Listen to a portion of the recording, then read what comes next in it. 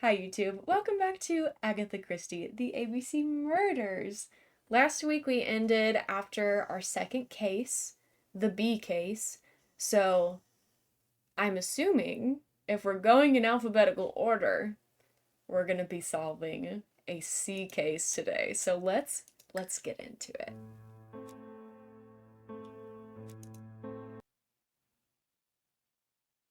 Let's see where we left off.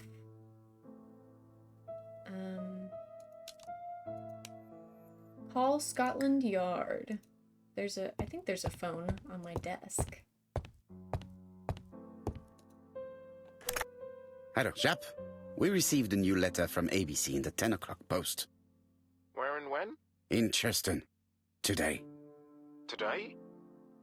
I'll inform the population immediately. I'll check the train times. Call me back.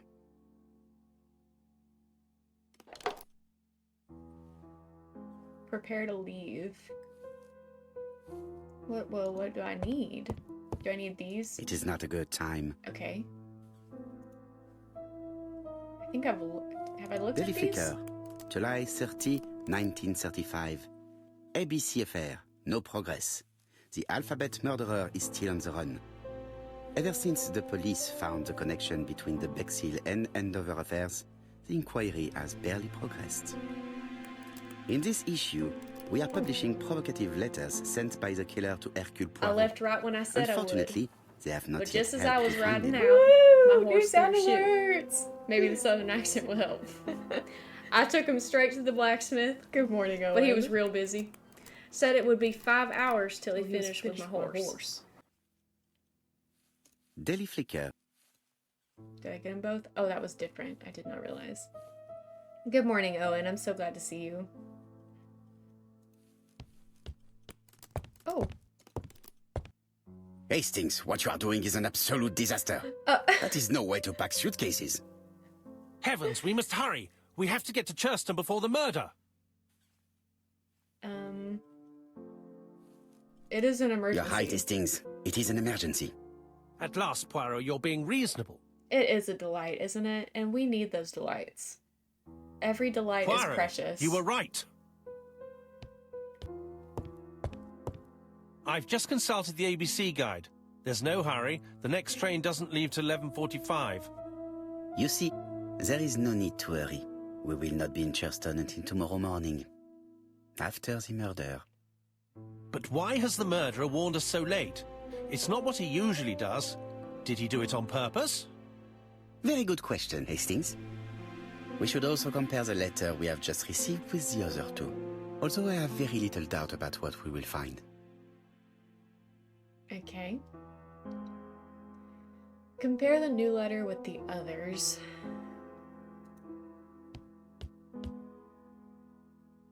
Where is it? Oh, here. How did you expect me to see that? That is so teeny tiny. Miss Hastings tore the envelope. Piece of envelope. The address written on this envelope is wrong. Is it a mistake?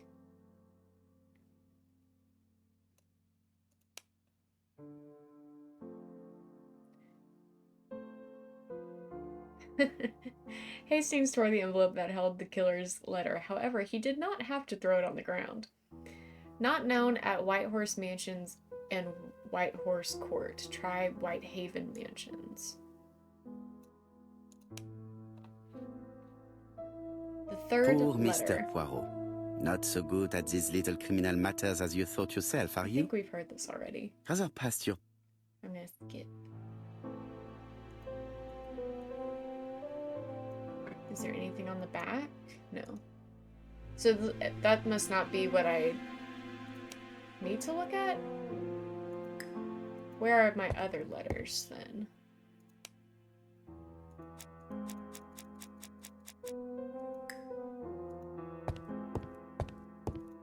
Maybe they're on the table?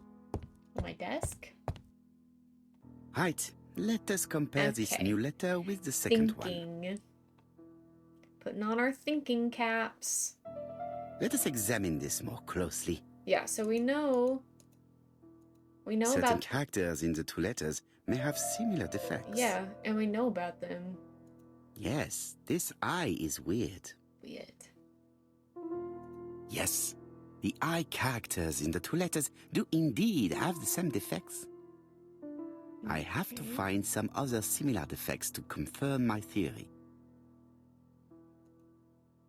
Yes, the A appears to be quite unusual. The eyes have it. That's right. The A characters in the two letters do indeed have the same defects. And then the I have W. to find some other similar defects to confirm my Is there going to be a theory. fourth one that's important? The W is not printed properly. Because we've already done this. Of course, the W characters in the two letters do indeed have the same defects. My theory was right. These two letters were written with the same typewriter. Yeah. Let us now try and get our brain cells to work. Our little gray cells. Why does the murderer warn us so late?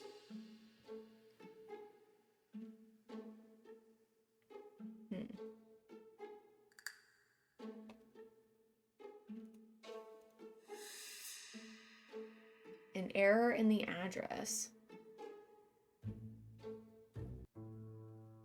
The letter should have arrived in time. The postmark shows that it was sent 3 days ago. However, our man made a mistake Or in the address, woman. which explains the delay. All the same, the post office took their time correcting the error. Come on, Poirot. Your address is not quite as well known as that of Scotland Yard. Poirot, the Answer telephone. It must be Jap. Let's go.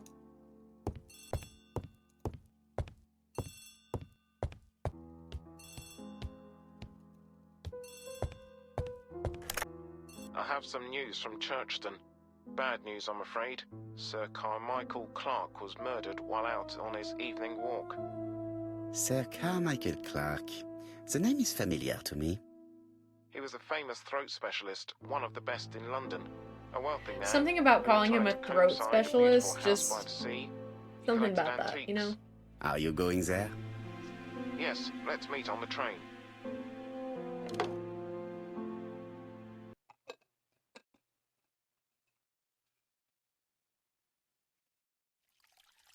Ooh, pretty. Interesting word choice. I agree.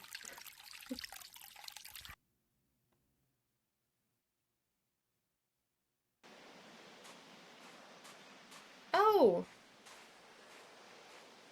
The victim is called Sir Carmichael Clark, one of the best throat specialists in London. The body was still warm when we found it. If we'd been warned earlier, we definitely could have saved him. It appears that the murderer made a mistake when he wrote his letter. A mistake? Lucky for him. And what if he did it on purpose? that's what I'm thinking. No. He's defined his madcap rules and he's sticking to them. It's a matter of pride for him. Shall we go up to the house, Poirot? You go, my friend. Yeah, I will come soon. I wanna investigate the crime scene. What are we talking about here? I got things to see.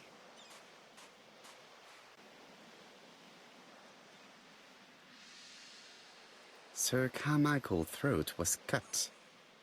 It's a clean incision, a professional murder.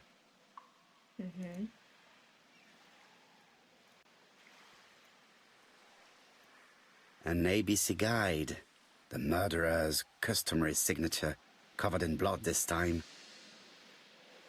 So, because it's the ABC murders, do we think that Apart from the the wound to murder the would have throat, stopped the here? body isn't touched.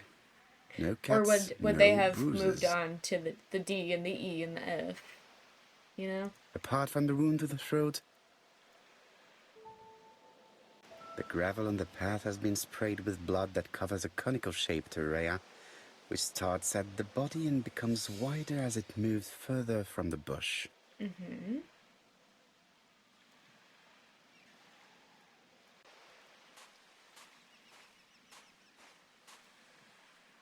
Jap has emptied the victim's pockets and has laid out their contents on this piece of wax cloth.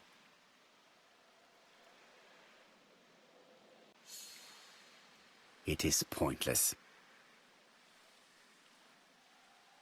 I think there was a key missing there.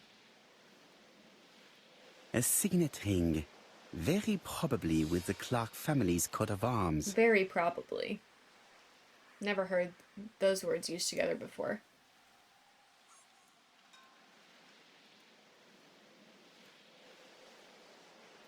An oriental dragon. Oh, It's dear. an old piece, much older than the pocket watch on which it was fastened.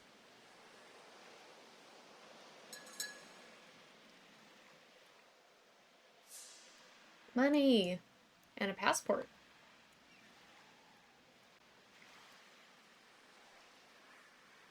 Nothing appears to be missing from this wallet. Is that a sheep?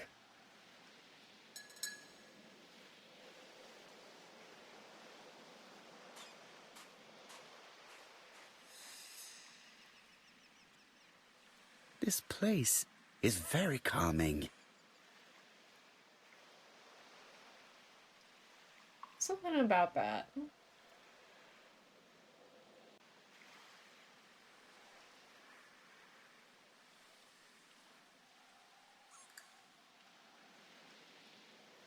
The site is exceptional.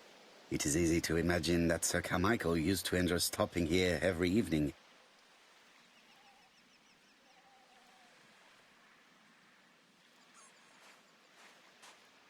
The body is just in front of a bush. One of the only bushes in the surrounding area. Aria?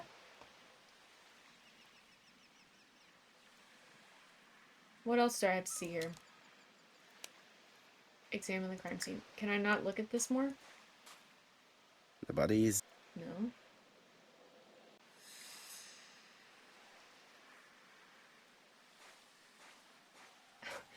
The vegetation Aria behind is the bush has crazy. been trampled. Let us now try and get our brain cells to work. What position was he in when he was killed? Oh, I don't need that. Not that one. Oh! Whoops! Back.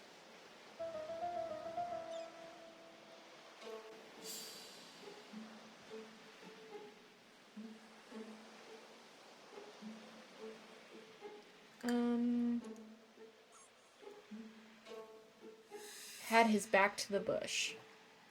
Okay. Sir Carmichael had his back to the bush when the killer cut the throat from behind. A fatal blow that sprayed blood over a range of more than 1 meter. Let us now try and get our brain cells to work. Did he see his murderer? It does not seem so.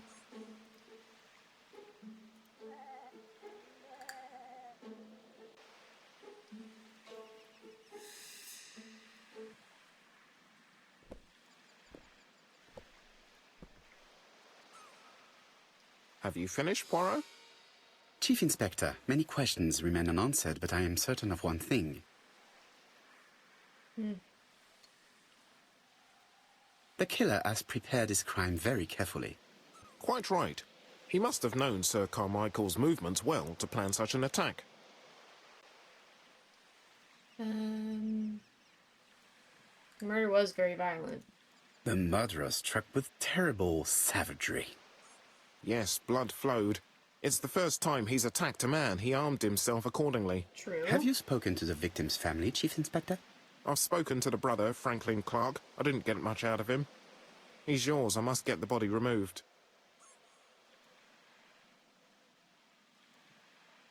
Yeah. Well, then let's go. This is such a nice, like, removing the body from the scene. Look at how beautiful. It's very, very picturesque. To be honest, this inspector seems rather obtuse. I'm counting on your friend Poirot to catch my brother's murderer.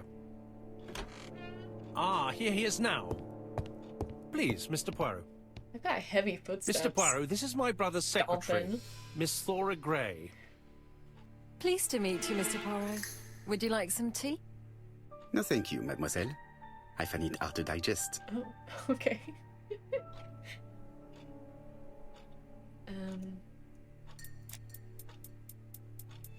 There is something very viril about him. What does viril mean?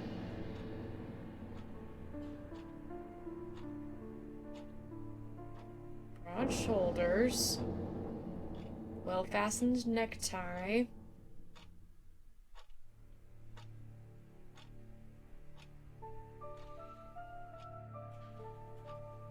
There is something very viril about him.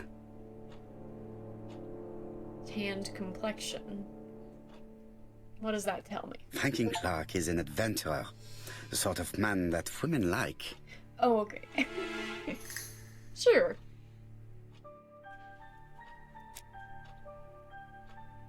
There is something elegant about her.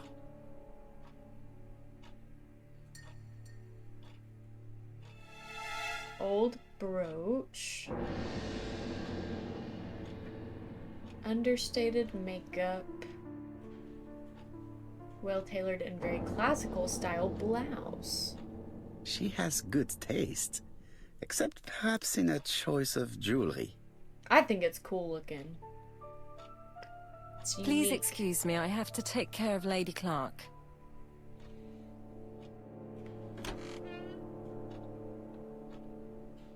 Okay. Hastings does not like very hot tea. He's going to blow on his cup for a good while before drinking. Okay. That's not what I meant to My do. brother's wife is gravely ill. You will probably want to question her, but I fear that it won't be possible today. Okay.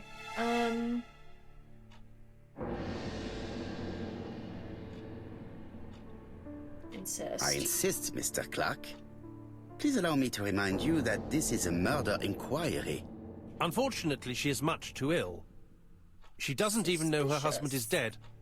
I'm very sorry, but I'm afraid it's out of the question. Of course, I understand. Someone set a trap for your brother. Who was familiar with his habits? Everybody knew he took his evening walk at 8:30, and that he always followed the same path. Was it a dark night? It was a new moon. I took a lantern. So it Good was morning, you who found the England. body. Yes, along with Thanks the for gardener. the lurk. Enjoy, Have you seen any enjoy your house. strangers around the house recently? No. As far as I know, nobody has been near the house.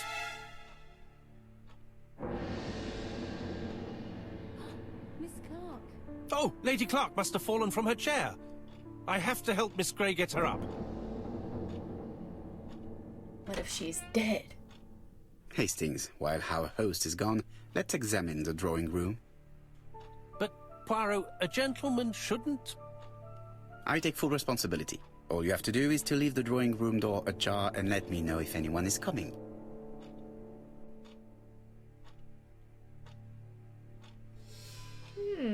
Snooping.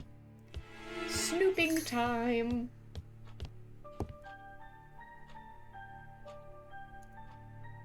A tiger. Okay. A turtle. A turtle? That is a weird looking turtle. A dragon. Are those cookies? That's what I'm interested in. Can I have one of those? A crane? Oh.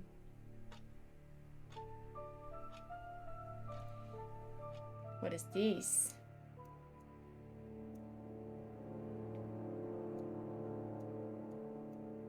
Comside's private collection. Purchases since 1920. The Okay. catalogue for Sir Carmichael Clark's collection. Dragon. I need to have dragon. a catalog like Sir that for my Nancy Carmichael Drew should collection. himself to be very consistent in his collection's theme. It is an emperor. His place at the center of the table is probably symbolic. I would imagine so. Okay.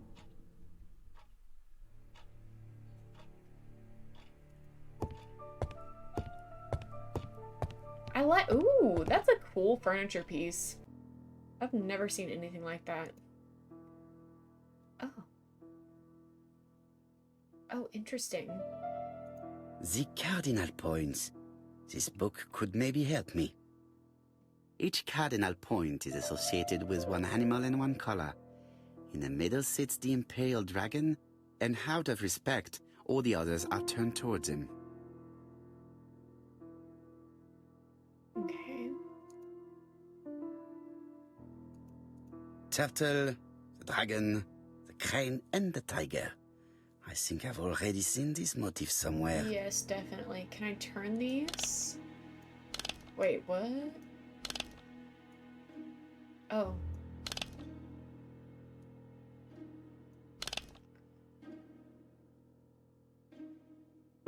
Why can I do this? Huh?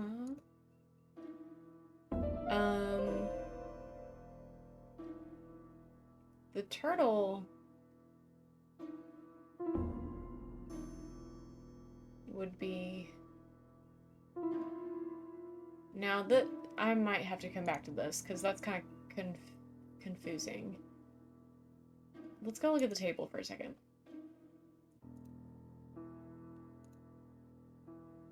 Yeah, that's fine. Okay. Let me see here. Okay, so this is the turtle. The dragon. I think I need to draw this out. I think that I'm gonna need my handy dandy notebook for this. Just a little bit. Just to get the general idea.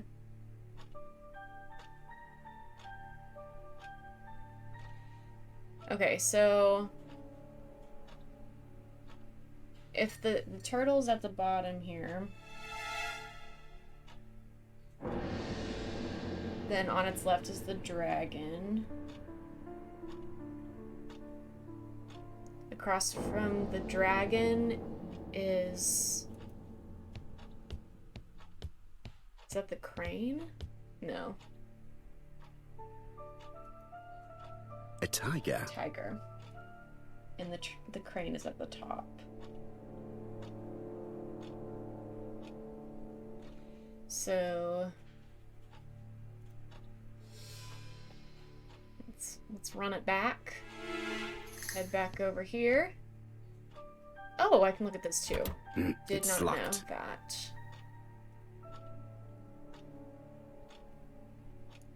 Let's go look at this again.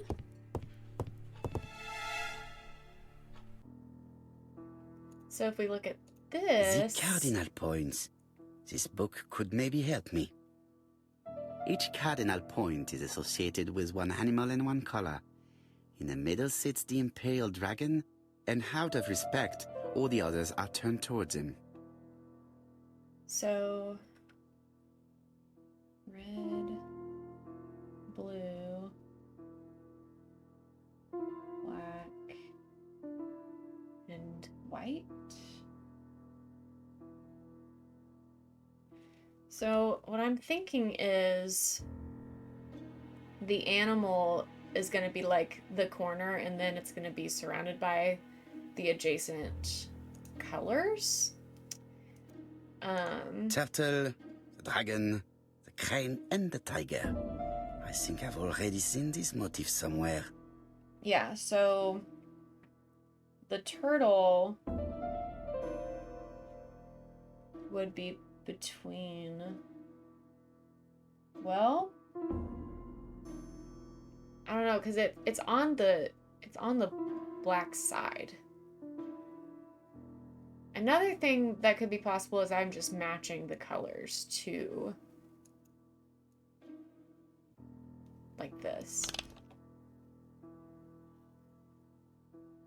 I did say turtle, yeah, this is the turtle. It doesn't really look like a turtle to me, but like, sure, that can be a turtle. Okay, so then the only one that's not correct is the red one. Why is that green? Why is that green?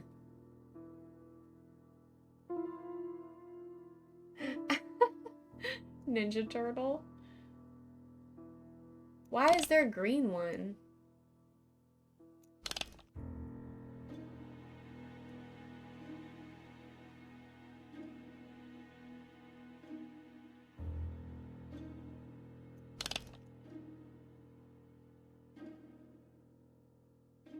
How do I do this? Okay, I want the red one back. I want the red one back. How do I get back to the red one? There it is. Maybe I move... Wait.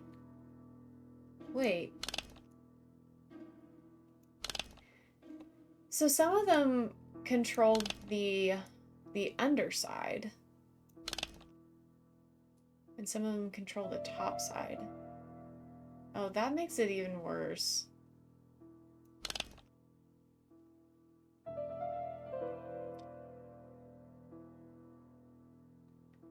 So...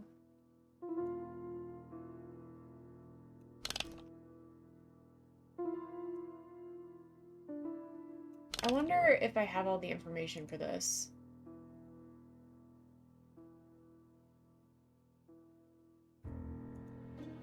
This might be something that I need to use a hint for, like, just right off the bat. I'm not gonna lie to you. I'm not gonna lie to you. Let's see if there's anything else I can look at here.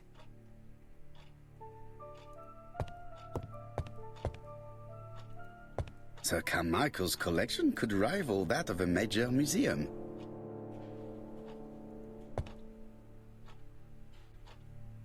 The interior is richly decorated. Mm-hmm.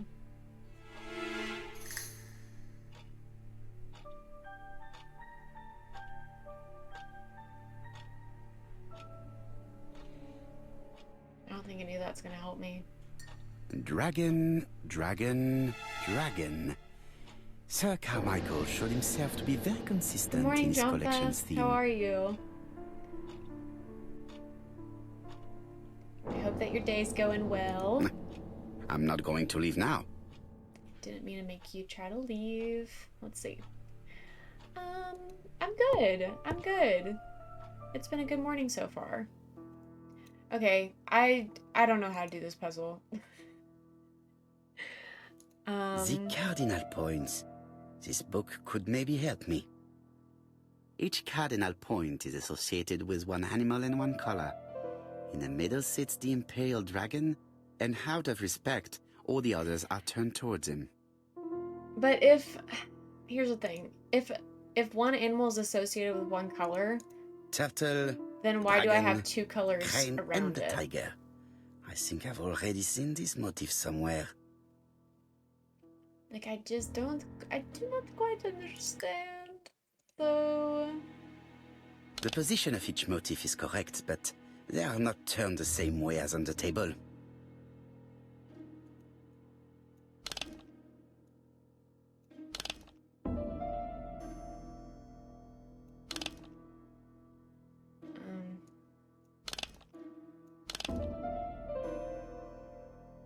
To me, it looks like they're all facing...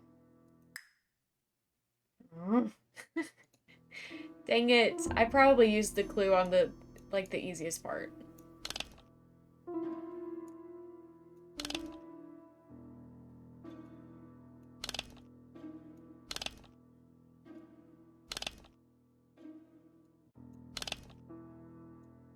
Whoops. The position of each motif is correct, but they are not turned the same way as on the table. Table.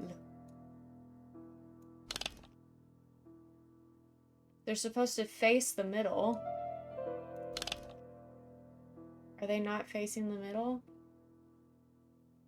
If I...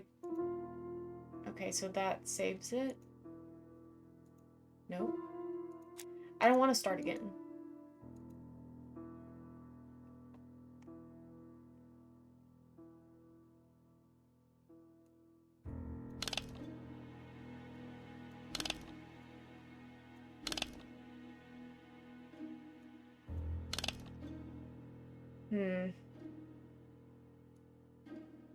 They've got little dots above their heads.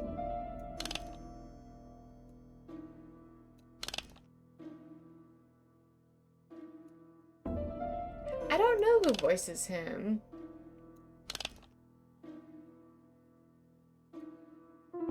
I'm so terrible about keeping voice actors straight in my head.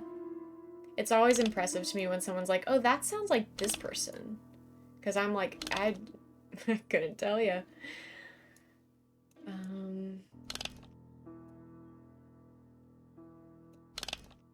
I'm about to, yeah, I have to back out and look. Bummer.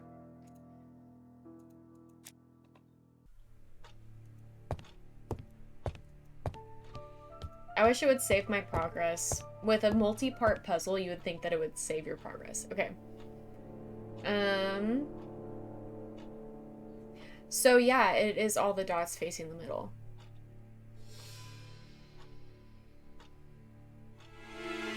Right?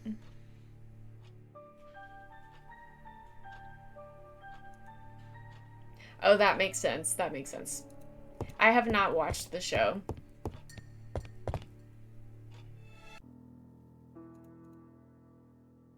Turtle, the dragon, the crane, and the tiger. I think I've already seen this motif somewhere. Oh. Okay, so how do I... Oh, I turn... Oh, this one turns. Okay. Like... The position of each motif. And then... the dots all facing the middle. That's what it is on the table. One of your comfort shows, then I'll have to check it out. Like, what do you mean this isn't correct? Or is it correct and it's just not gonna tell me? Okay, now I can do the colors associated. Maybe.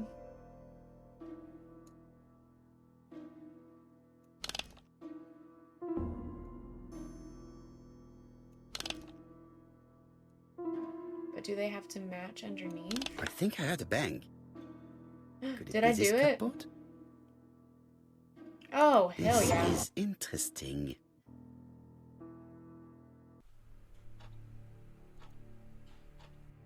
Really didn't think that I was gonna get that.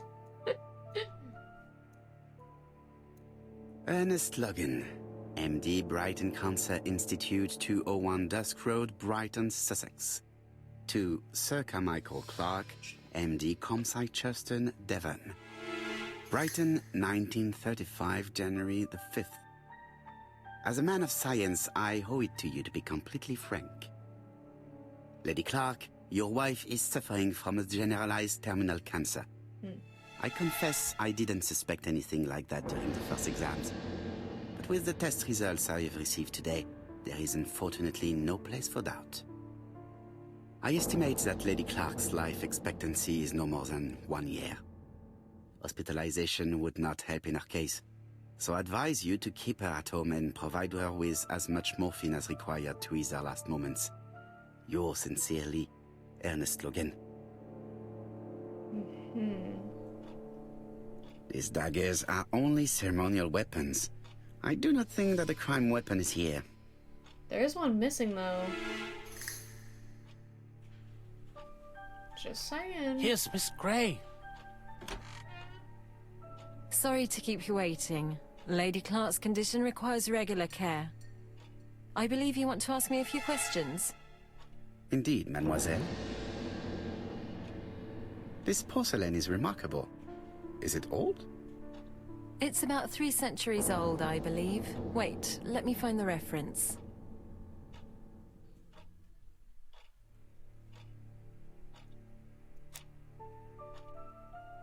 She appears to be very flustered.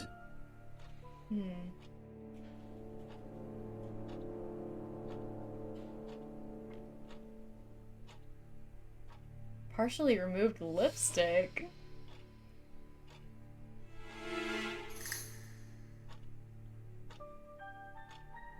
She's unable to hide her emotion, and her makeup has been disturbed. I think that this young woman has just been kissed. Oh, girl. Here? Teapot with black dragon, Gangshi period, end of the 17th century. It is a rare piece with unusual colours. You have a good knowledge of art history. Acquired while working with Sir Carmichael. I used to help him manage his collection and choose his new acquisitions.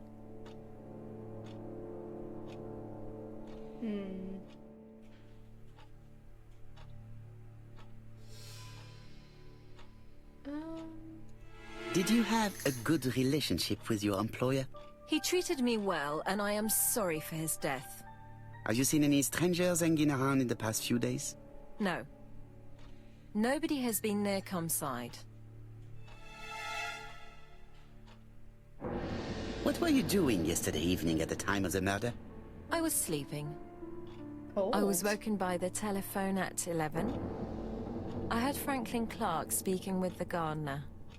They left with some lanterns and they found the body.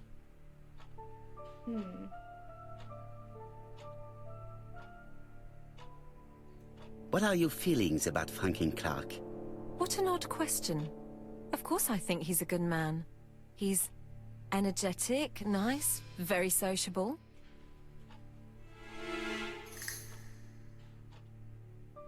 Miss Grey, if I may be so bold, please do not take offence. My friend has rather unusual methods, but all he wants is to find the murderer. Did I say something wrong? Yes, I understand. I must rest. Please excuse me. Earlier, you asked me to watch the living room door for you. I don't wish to be indiscreet, but sometimes a gentleman stumbles upon a secret without intending to. That is sometimes the Do case. tell. Come on. And I saw Franklin Clark kissing Miss Grey at the foot of the stairs. You don't You say. think this is a common occurrence? No, I saw emotion, intensity. I think it was their first kiss. Well done, mon ami. Well spotted. Ooh. However, I don't think I completely understand this business. Why did Sir Carmichael not defend himself? He appeared to have been active and strong. The murderer did not give him a chance. Let us try and reconstruct the scene.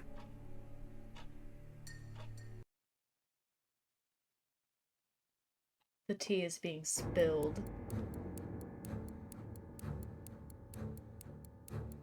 Sir Clark is taking his customary walk. Our killer is hiding behind a bush. Wait. The old man walks quietly along the gravel path.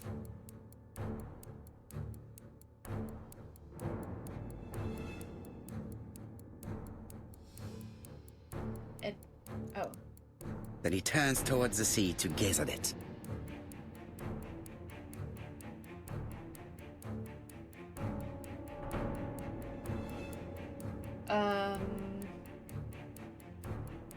The killer leaves his hiding place on the right-hand side. He approaches silently over the grass. Cutthroat. Then he throws himself on his prey and cuts the poor man's throat. He then lays down the ABC before leaving. Everything appears to match the crime scene, mon cher Hastings. That is exactly what Success. happened.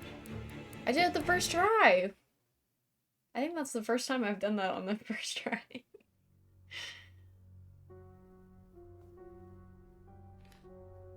Oh?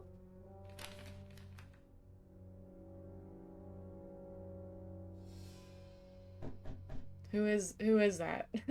Oh, Do we know just him? a minute. I'm getting dressed. Alexander Bonaparte Cust. ABC.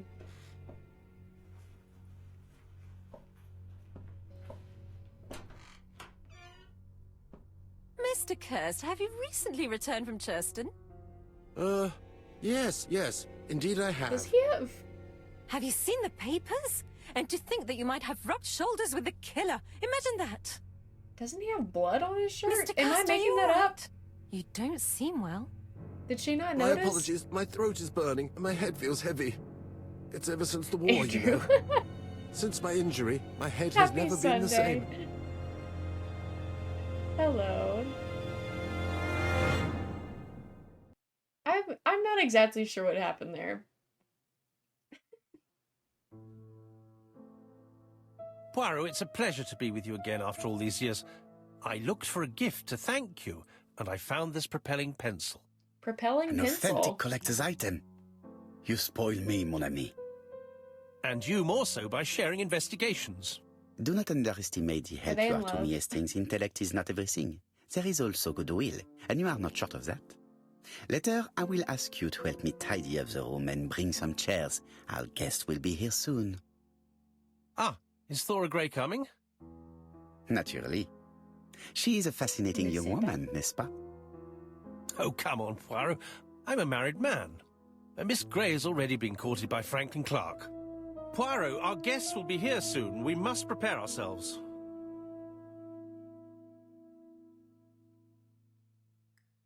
I should take advantage of the silence to examine them. Okay. You've just obtained a modifiable object. To use it, select the object in your inventory and click on the icon.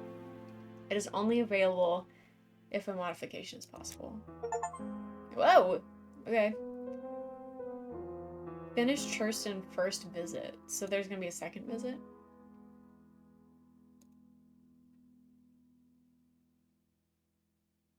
Hello? What?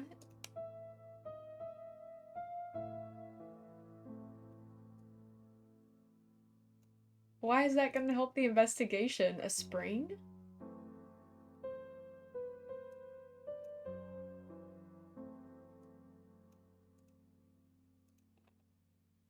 Um...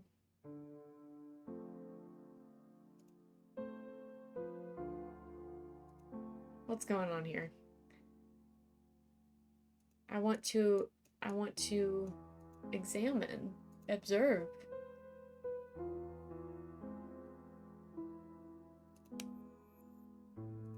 I'm trying to observe everybody.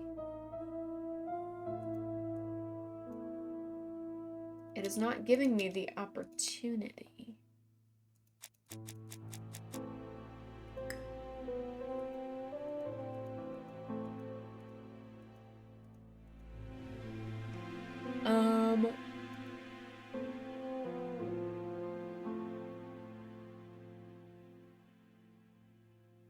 You've just received new thumbnails.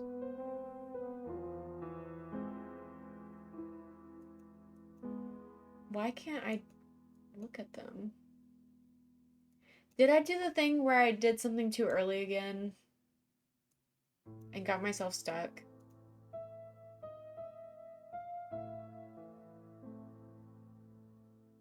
I'm confused.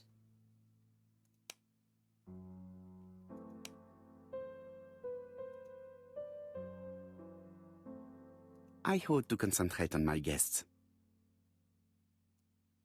Franklin Clark always seems at ease, Yeah, I have to go regardless in of order. where he is. Something that's unique to people who travel.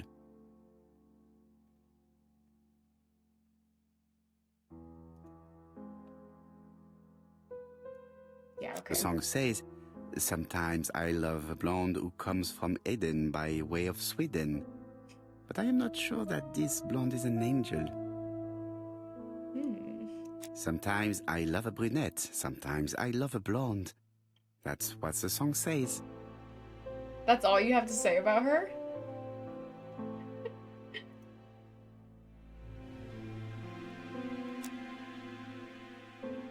Donald is always on edge.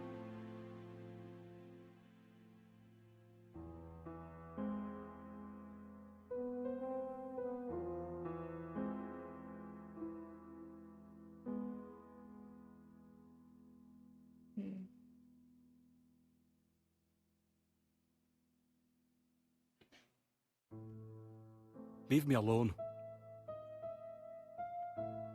Look, I don't want to be looking at you this long either, but I'm trying to find the...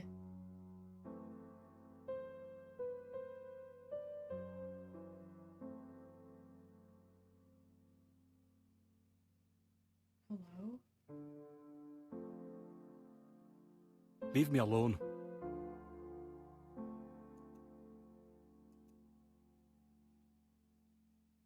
I'm not sure what I'm looking for here. Because it seems like it's gonna be like around his face, but it keeps like canceling me out. Oh. Leave me alone. Shaving cut. Okay. Donald Fraser is very nervous at the moment, even if he's trying hard to control himself.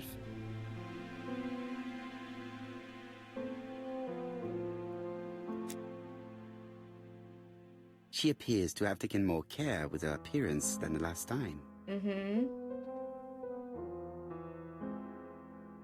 Earrings. Looking at Donald. Necklace. Guilty. She's looking at Mr. Fraser out of the corner of her eye. That's not the corner of her Did eye. make She is herself fully beautiful for him? turned. She is fully turned toward him. I wish to thank you all for coming. I wanted to bring everyone close to the victims here in order to unmask the murderer. Get to the point, Mr. Poirot. What do you want from us?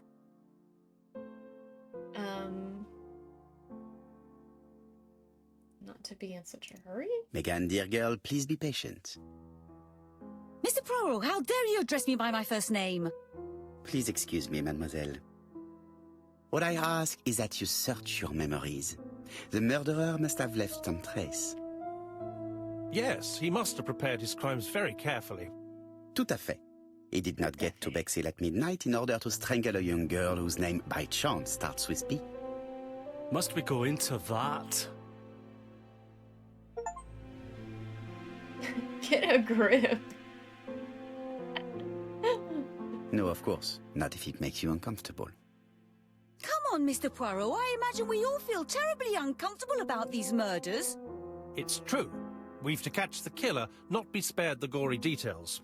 Mr. Fraser, please get a grip on yourself. Well, I want to help you, but I don't remember anything else. Nothing I haven't already said. And you, Mademoiselle Barnard, did your sister say if she was seeing another man? She never would have told me. Why would she hide the fact from you? Betty knew I didn't approve of her behaviour. Her flirting was spoiling any chance she might have had. Tell me, mademoiselle, what did you talk about with your sister? Silly things. Her new dress. She wanted a pair of black stockings to go with it. Mother bought her a brand new pair. The day it happened, she was crying. And to think that Betty never even wore them. Poor Mummy. Your sister used to sing, I believe. Did she ever perform in public? She dreamt about it, but she had a very bad cough. It troubled her greatly. She had to cancel auditions and miss lots of opportunities. A pity. Yes, she sang well, but that doesn't tell us much about the murderer. Qui sait? In any case, we now have enough information to draw up a relatively precise psychological profile. Let us now try and get our brain cells to work. What is the murderer's profile? Is the killer clever?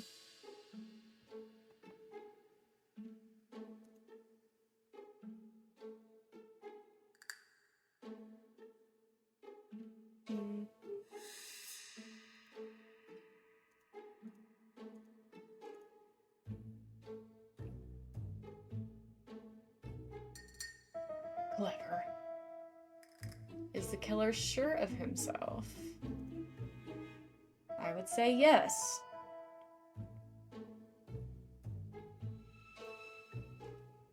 Is the killer a seducer? Yes, seducer.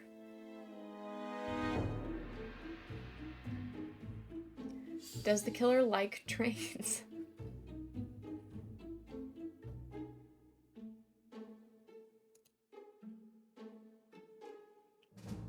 I just think that's a funny thing to add to a profile. Is the killer impulsive? No. Methodical and cold. Bud, I love you. Good morning. Is the killer generous? Yeah, sure. lurking to avoid spoilies. No worries.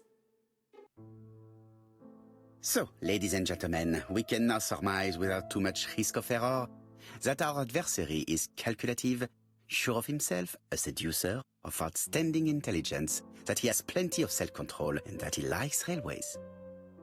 It's a good start. Other meetings may be necessary. I hope that you will be able to come back again. Well, it's just that...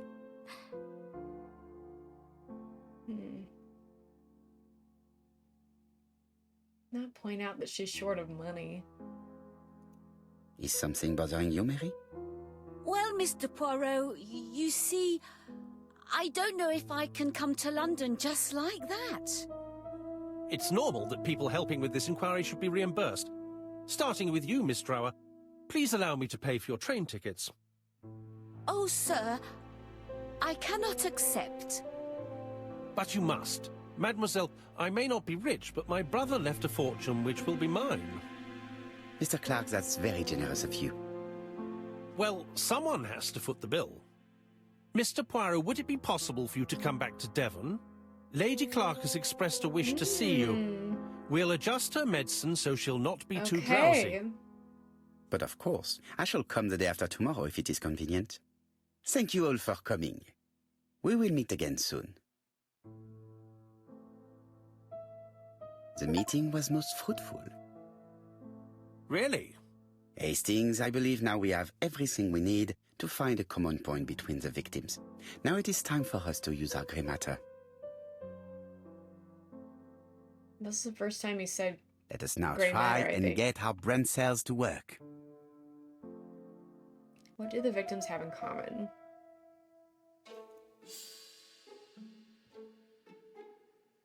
Wait.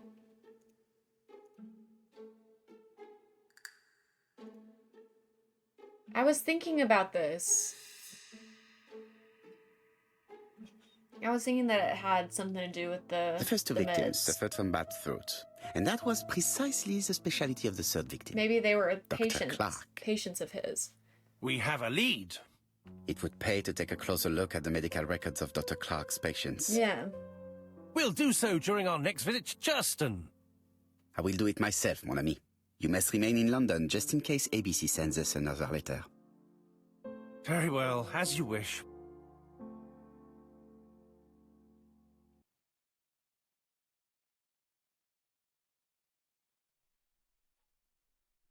Thank you for coming, Mr. Poirot. Lady Clark is waiting for you in her bedroom on the first floor. Where are they going? Please excuse me, I cannot stay for the interview. I've to take Miss Grey to the station to see our lawyer in Torquay. Are you leaving Churston for good? Miss Grey very kindly stayed with me to settle my brother's affairs, but naturally she prefers to find a position in London. Ah, très bien. I'll be absent all morning, Mr. Poirot, but the nurse is coming soon. She's to ensure that the dose of medicine doesn't make our patient drowsy. Thank you, Mr. Clark. Have a nice trip, mademoiselle. Interesting. Should I look around or do I just go up? It would be rude to make Lady Okay, Clark wait any longer. Got it. Let's go. Up the stairs. Oh girl, she is unwell.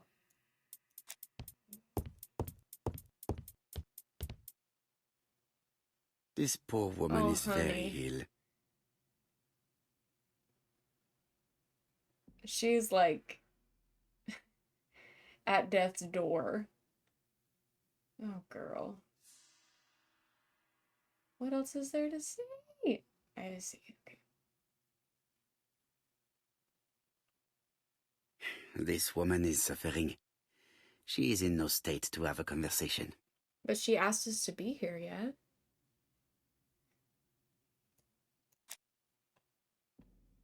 Mr. Poirot? My respects, madame. Thank you for coming. Thank you. Have you seen the nurse? She should have been here by now. Oh, I'm sorry.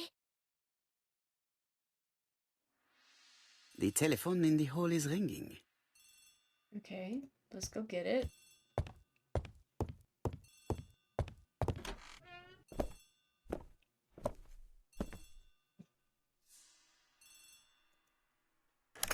The Clark residence. Detective Hercule Poirot speaking. How do you do, Mr. Poirot? I'm Lady Clark's nurse. I wanted to let you know that I won't be able to come for her injection today. Might Miss Grey be able to do it? She has just left, but I will take care of it. Thank you. That's very kind of you. You'll find the skeleton key to open the medicine cabinet hidden in the lion trophy. You can count on me. Au revoir, mademoiselle. Oh, thank you kindly. Goodbye, Mr. Poirot. I feel like I'm not a medical professional. I don't know if I should be the one doing this. Here is the skeleton key. And there's something else for me to see here? April 1925, Aceh April. Province, Sumatra.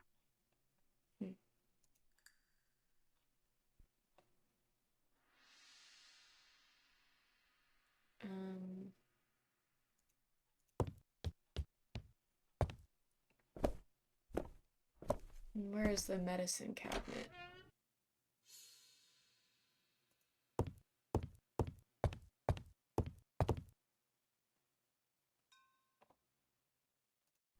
It's closed.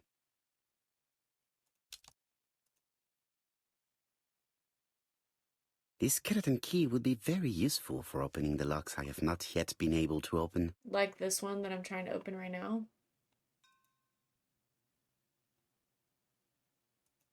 It's closed. Can I not use it for this? Hello? Lady Clark is in pain. I have to give her an injection of morphine to ease her suffering. Mm-hmm. It's Can I drag and drop? Okay.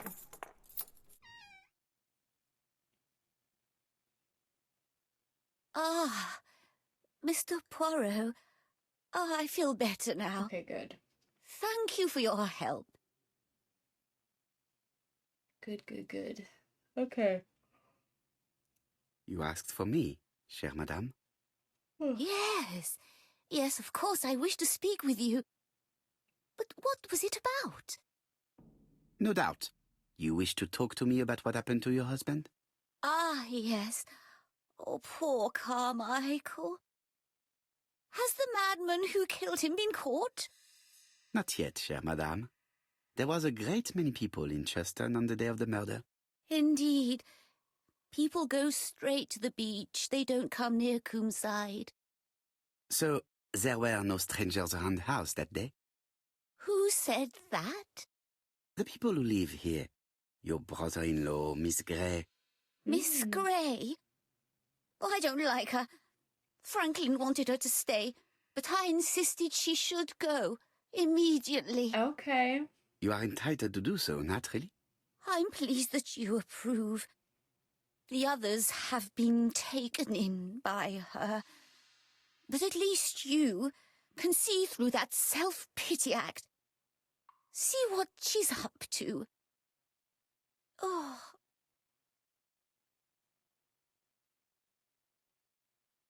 Are you... Oh, you're sleeping.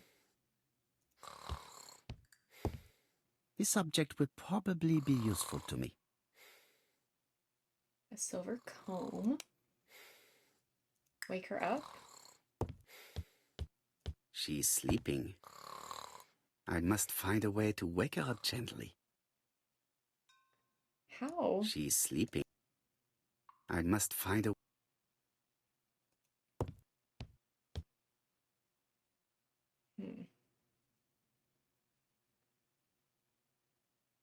This subject would probably be useful to me. A bronze comb.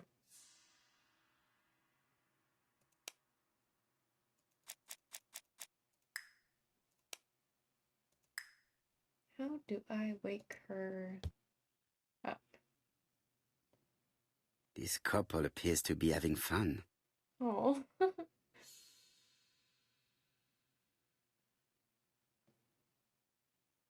Lady Clark radiant. Fun game of croquet. Lady Clark and Sir Carmichael were very happy, but they did not have any children. Can I turn on that little radio or something?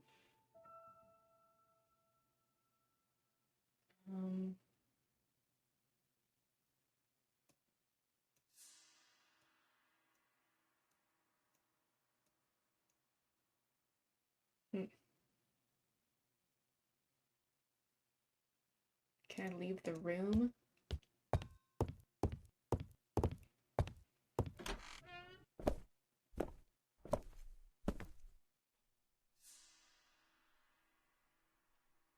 What is this? It is not the right time. Okay. What's in here? I must find a way to wake her up gently. A key. I do not need to make... Okay. I must find...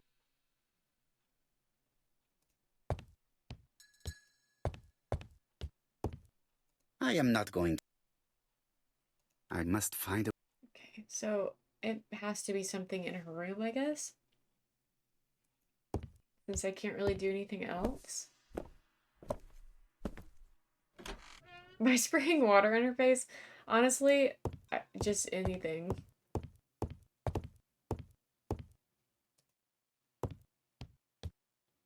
She's sleeping. I know she's sleeping. I must... I've finished with this subject.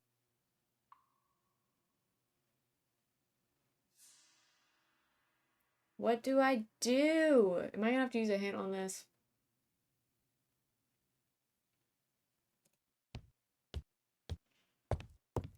Can I click on the radio? Lady Clark and Sir Carmichael were very happy, but they did not have any children. No. Anything over here?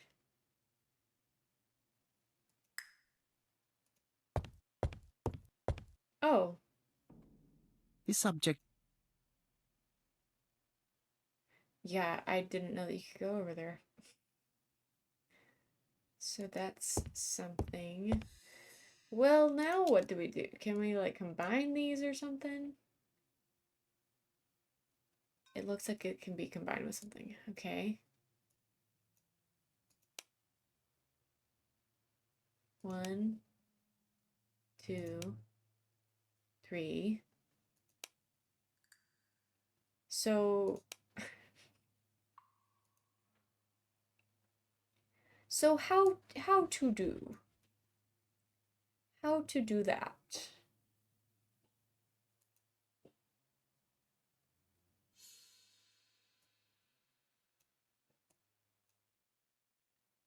Maybe that one thing downstairs that he wouldn't let me touch yet.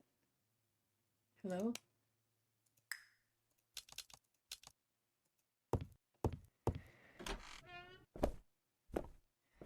This is interesting. Yeah, okay, maybe? It is not the right time. No! Okay. Ah! Thank you for the toot. Am I making a... Oh, I just looked in the mirror, got it. I must find a way to wake her.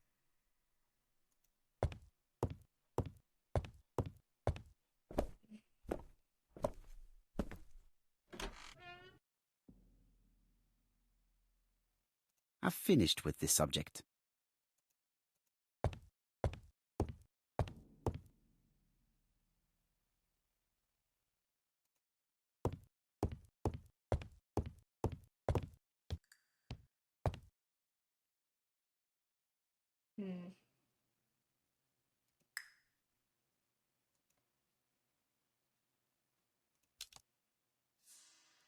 How do I combine objects? But it doesn't seem like these go with, like, connect to each other. It seems like they are connected to something else.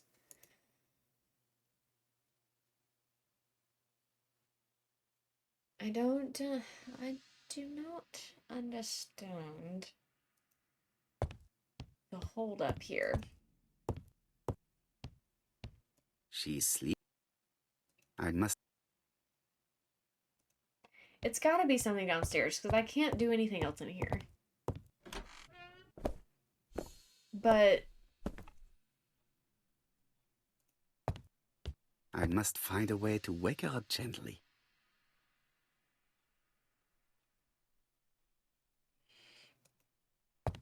No, don't go up there. Don't.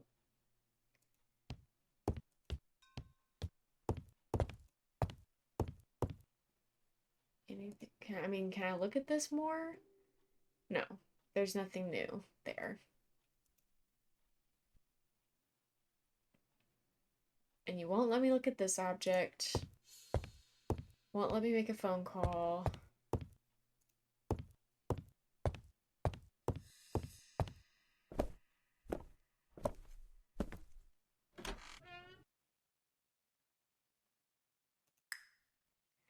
$52% of the way to using another clue. Oh, that's a different icon.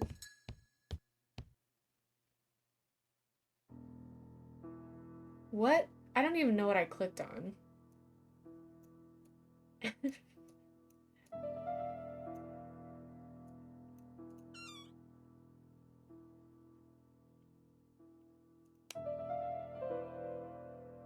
Wait, go back. A spring. I hope that Hastings will not be cross with me.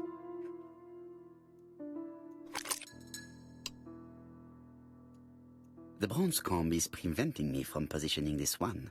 Okay, so take that off. So first we do this one.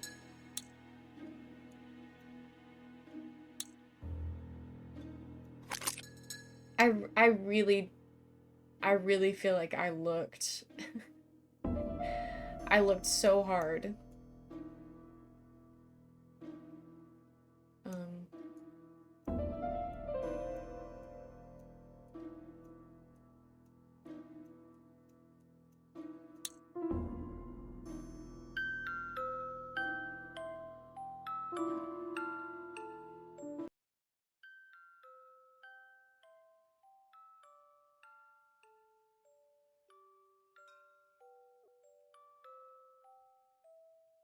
Where even was that? This little tiny thing? Like, Oh, what are we talking about? Ah, yes, Thora Grey.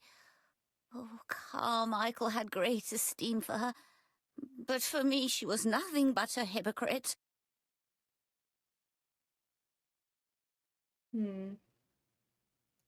You're probably right, madame. You have seen through her. I'm so pleased that I've convinced you. Oh, that woke her up. Admit being wrong? Thora is an orphan. Well, I appear to have been wrong about Thora Grey. So you all agree. How nice it is to be all of the same mind.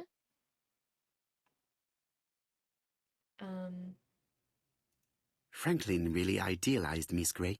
Absolutely. It's so I guess good I just have to keep agreeing with her. see that you all agree with me. Miss Grey did look after you very well, though. Outwardly. But she's hiding something. I think she tried to poison me. Miss Grey? A poisoner? But everybody appears to like her. Could she be an It proves accomplice? she knows what she's doing. She's manipulative and she's a liar. A liar? Let's see, didn't she say that on the day of the crime nobody was around Coomside? That is correct. Well, at 11 o'clock I saw her talking to someone. Really? And what was this man like? An ordinary sort of man with a very plain face. Oh, I don't remember well. Was he a gentleman? No, he was not a gentleman. It would be best to leave her to sleep now. Okay. The telephone in the hall is ringing. Let's go get it.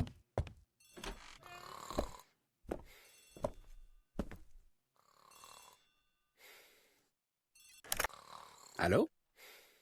Poirot, is that you? Hastings here. Another report? Thank you for calling. Have you received a new letter from the murderer? No, thank goodness. How are things in Churston? I questioned Lady Clark, but I will not leave until I have examined everything of interest to me here. Fortunately, Franklin is absent, and I have a skeleton key. Have you seen Thora Grey again? Briefly. But rest assured, I intend to summon her to London soon. Yes, she's proven to be very She's suspicious. a fascinating girl. But secretive. I would like to ask her a few questions. Poirot, she wouldn't hurt a fly. Each to his own, my friend. Yours are pretty orphans, mine old ladies that have the maladies. Poirot, are you mocking me? No ill intended, rest assured. À bientôt, mon ami. Okay. How about this? I want to look at How this. am I going to open this trunk? Let us examine it. Oh. A combination? It seems like something that I don't know anything about at the moment. What about these things? 1927? Perhaps?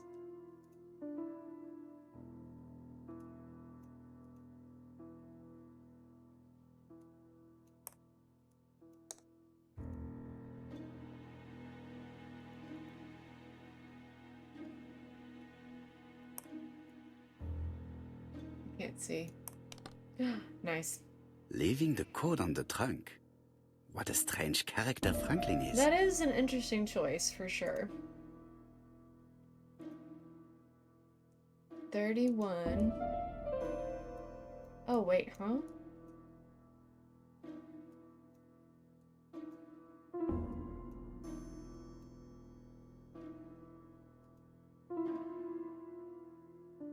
Is that the only one that I can look at? No. 31, 28, 5.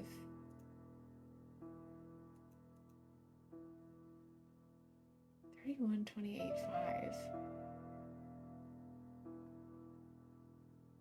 What could that be?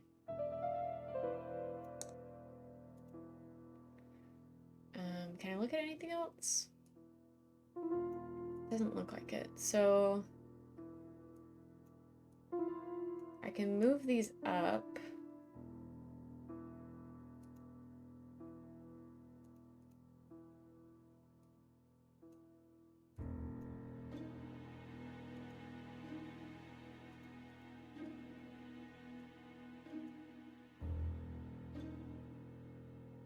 But I don't really understand.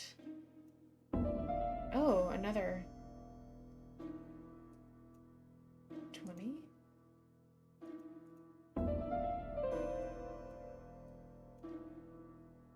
Hmm.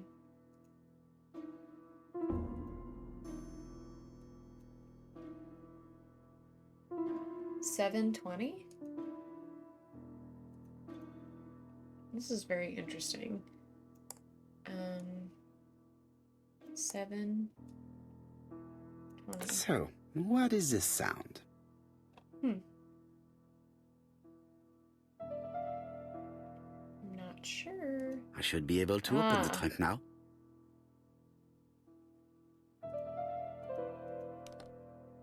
There we are.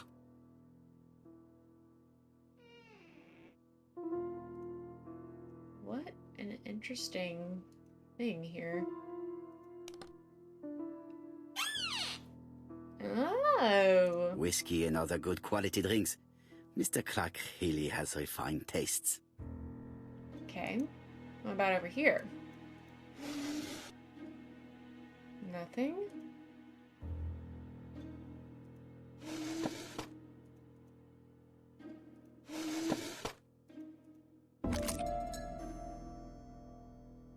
Why has Franklin put an Allen key inside his trunk?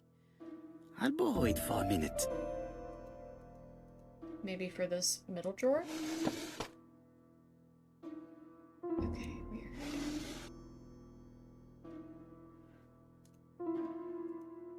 What about this top part?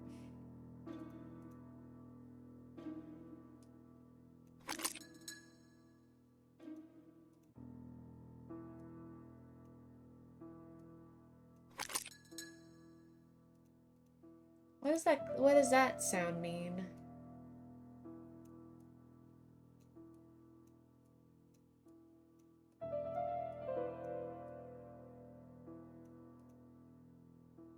Like, I feel like it has to be this top part, right? Yeah, that.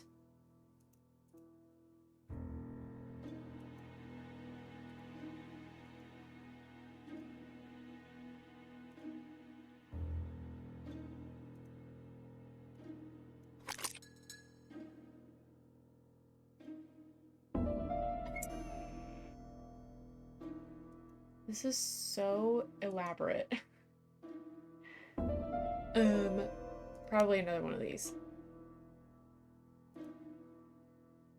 An Allen key. It can be used in 5 positions. Yes, we do know that part.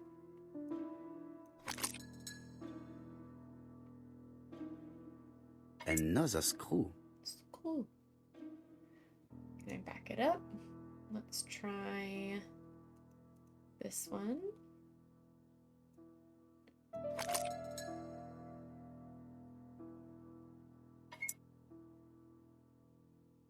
Were those the only two? Okay, perfect. This engraving is not very easy to understand. I need to sort it out. This is gonna be... Whoa. Do any of these not move? Okay, the middle one doesn't move.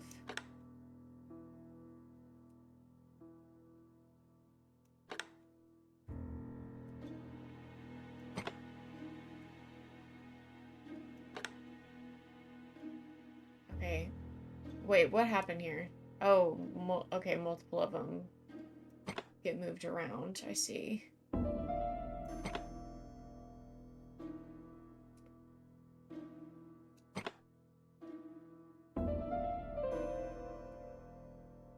Oh my goodness.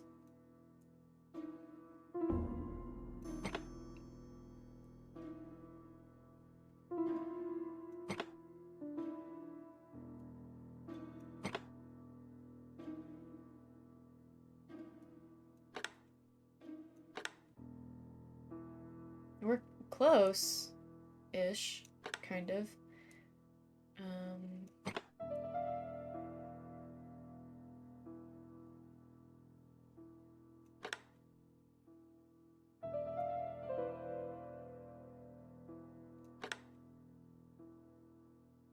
But the problem with that... Okay, don't do that. Don't do that. Or do I want to do that, maybe? Hold on a second.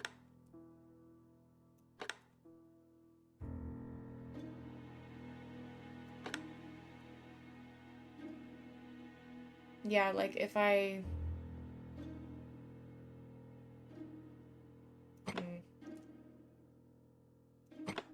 This might take me a minute to figure out.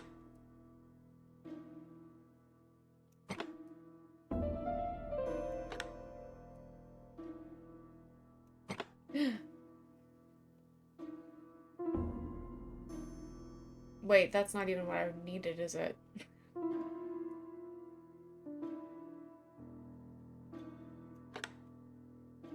No, something's wrong still.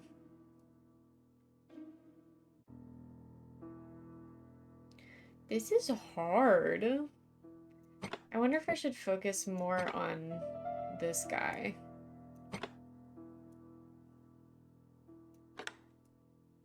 Since there's less to connect? Maybe that would be better.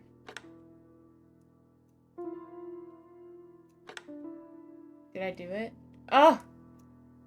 Oh no, I'm so close. This is just disconnected.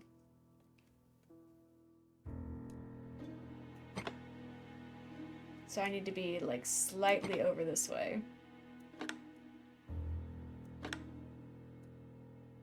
Franklin must really love his country to have an engraving in his trunk. That's the key. I Focus on the think I light heard the brown. panel above release. What did he say?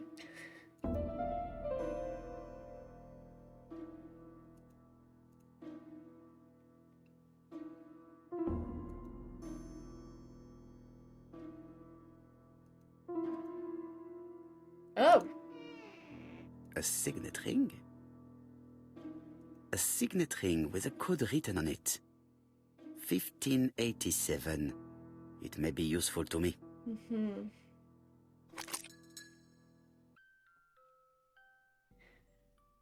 Okay, so I got a code. I also have that skeleton key, so maybe I can... The door is locked. Maybe I can hop in to this. This unit contains the medical records for Sir Carmichael Clark's patients. This is what I need. Let us study them closely and see if there are any familiar names. Lots of dust. The records from E to Z have not been touched for years. No known names. Disappointing. No dust on the records from A to D. They've been handled recently. No known names. Disappointing.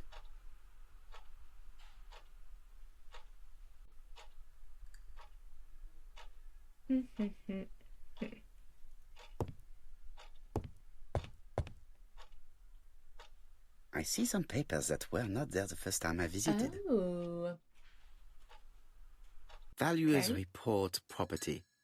Building land located in Comside, Churston client, Sir Carmichael Clark, April 15, 1935, Court and Brunskill office.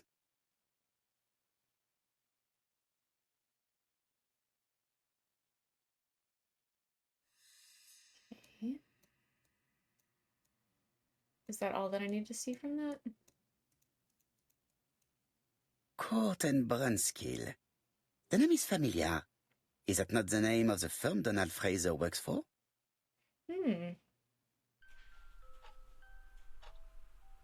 These daggers are only ceremonial weapons. I do not... These daggers are... What else am I missing? Ernest I've seen Logan, this. MD, Brighton Cancer Institute, 201 Dusk Road, Brighton, Sussex. To Sir Carmichael. So we've read Lady this Clark, already. I estimate that Lady Clark's life...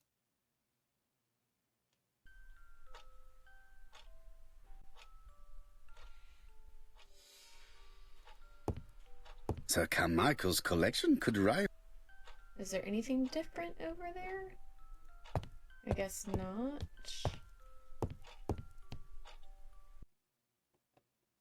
This is the book that was on the table before. Comside's private collection.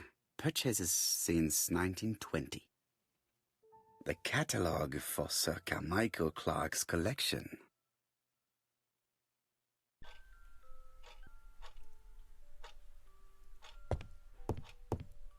There are some very valuable objects here.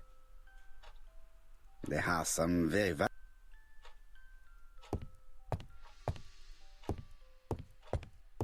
Oh, what is that? That's the missing knife.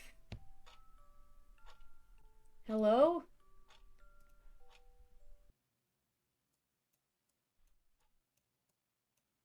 Attention, Franklin. Task list. A. Ordering Lady Clark remedies. Done. B. Tidying up real estate property files. Done. C. Calling the lawyer about inventory. Done. D. Update the tenant farmer list. Done. E. Update land rent accounting. Done. F. Ordering a restock of arsenic. Done. P.S. I have left on the living room table some of my things I don't want to keep. The locket and the dagger. I am sure you know why. Thora. Yeah, I feel like she must be like an accomplice or something.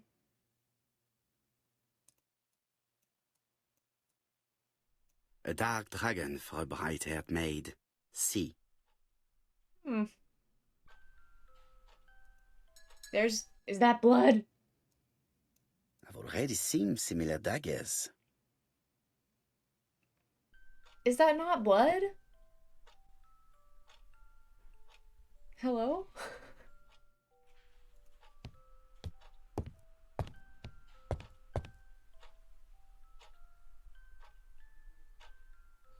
What to see? What to see?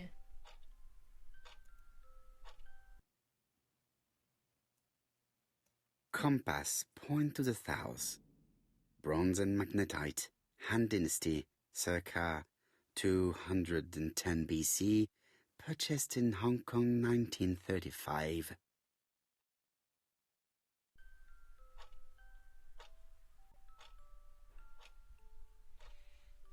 Okay. So is that everything in here?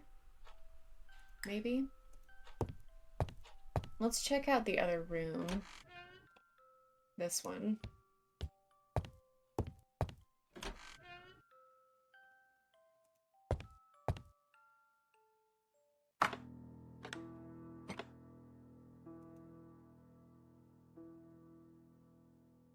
What am I looking at? Oh! This plate appears to be able to move, but something is blocking it. What about this one? This plate appears Wait, to be able to move, did that but not move? something is blocking it. This plate appears to be able... Okay. This plate appears to be able...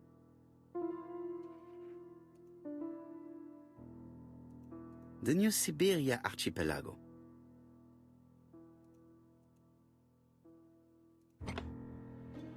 I think that signet ring should be placed here. Okay. Let's put it in. The plates around the picture appear to have unlocked. I think I've already seen these symbols on Franklin's trophies. Really?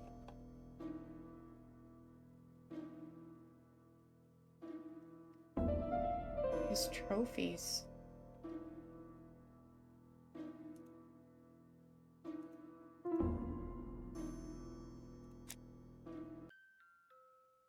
Like these things? No, that's not a trophy. What's over here? Oh my goodness. These locks are crazy. A Chinese symbol is engraved on this metal disc. The position of this character looks right to me. Okay.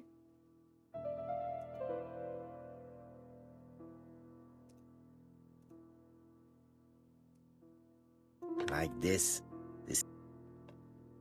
So I just need to turn all of the Chinese characters around. Set the right side up. Like this. This. That seems easy enough. The position of this character looks... Okay. And now maybe something in the middle will Well, happen. well. The characters engraved on this padlock resemble those engraved on the metal discs. Uh-huh. So...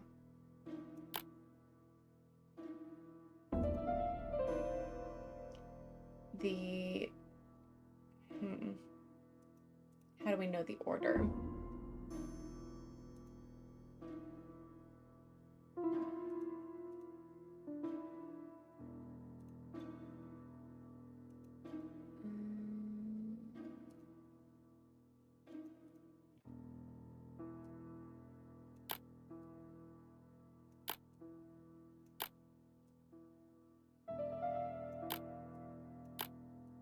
Oh wait, is one of them the same No, as the other? it's not the high... Oh wait, is that the same as this one? How is that different? It doesn't have the little flick. Okay. That was tricky. That was tricky. This one doesn't have the flick.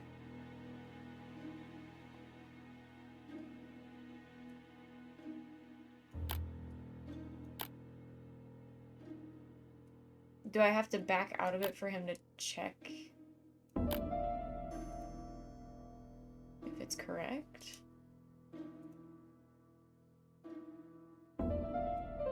Should I do it backwards?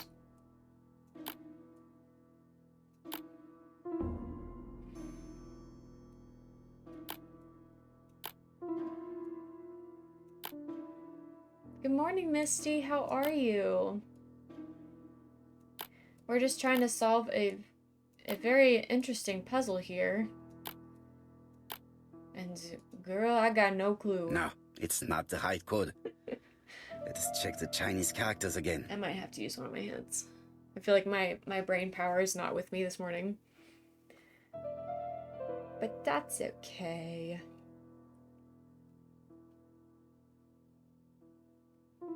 Let's see what the hints have to say about this.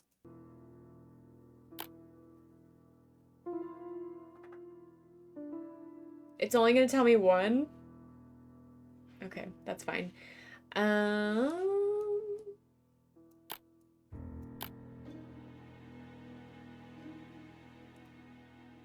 No, it's not the right code. Let us check the Chinese characters again. Just getting ready for the day. I'm doing good.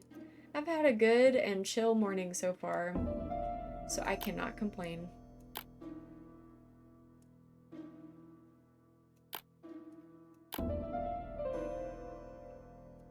I can't believe they only gave me one.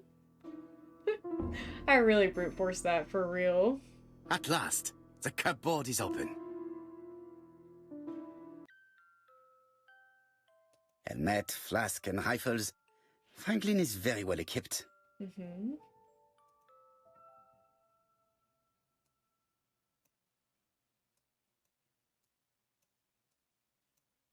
Genteel and wild. English countryside revisited.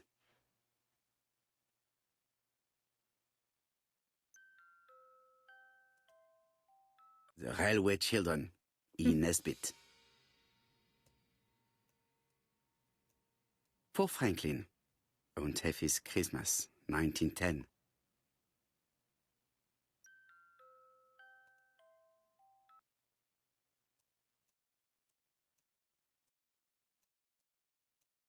Traveling in China, a practical guide for English travelers.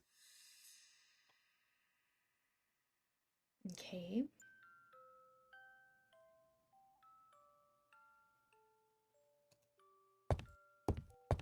I feel like I learned very little from that, actually. What's over here? Franklin appears to be very active.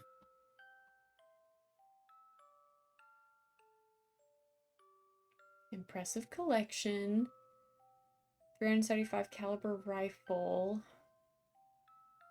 Tennis racket and shoes.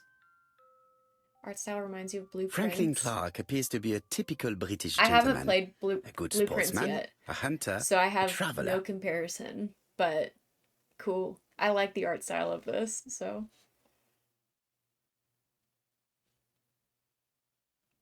Okay, what else? Okay, this may be the last puzzle that I have in here, which is unfortunate because I feel like I don't know February 1922, South Africa.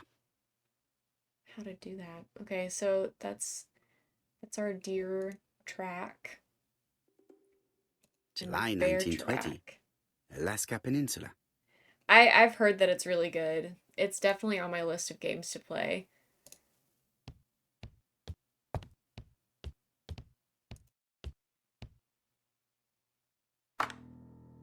Okay, so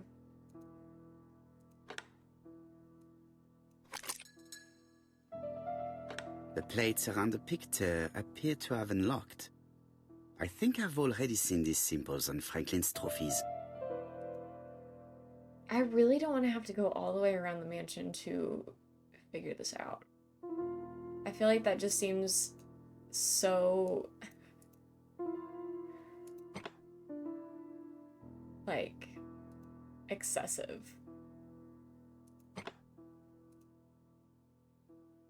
This is interesting.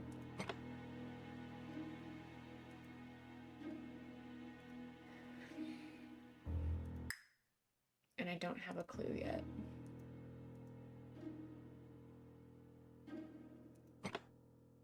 Do any of them just not move? That would be cool and helpful for me, but probably not the case. Okay, that one's just... The Lion of Sumatra. Oh. So that was... correct? Oh. Wait. Okay.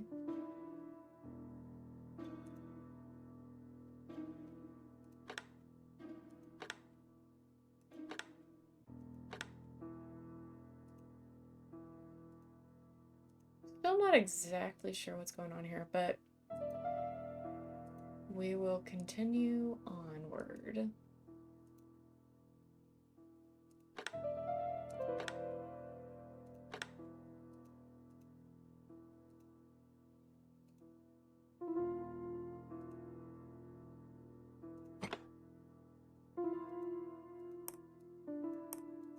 Why can I do that?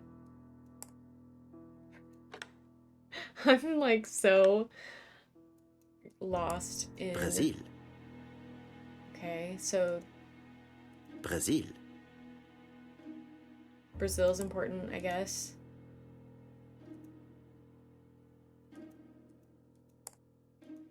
Brazil.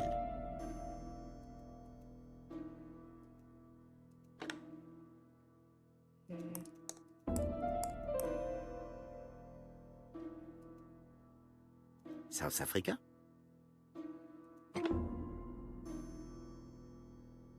How did I get him to put that piece down? How did I get him to do that? I'm so confused.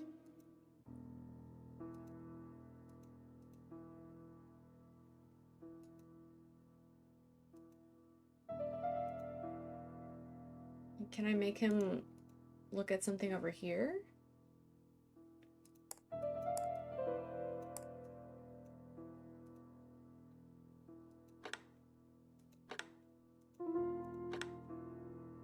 Alaska. Alaska. Alaska.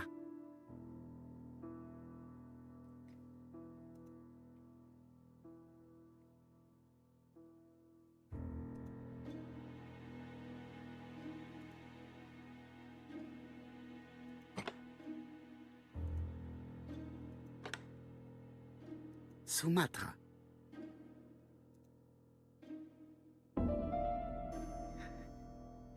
Genuinely so confused. Okay, I'm gonna have to reset this puzzle, which bummer, right? Wait, can I not get out of it now? Okay, cool. I just straight up can't leave. Do we have... okay, we got a clue. The African kudu. Oh, wait. Okay. Okay. These are... okay. I see now. You have to have two of the same symbol, to the same animal print. It's the way that they really didn't explain this puzzle at all.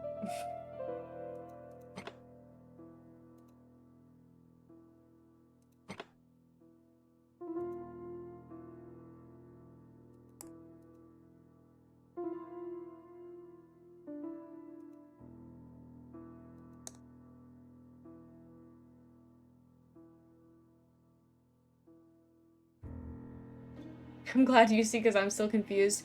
I mean, let's be clear. I am still a little bit confused, but I think I am at least like on track to understanding something. Maybe. Alaska. And you know what? Maybe not. Maybe not. We're just gonna have to work through it and find out. Like, I thought putting both of these together would do something, but it didn't. Like, is there another...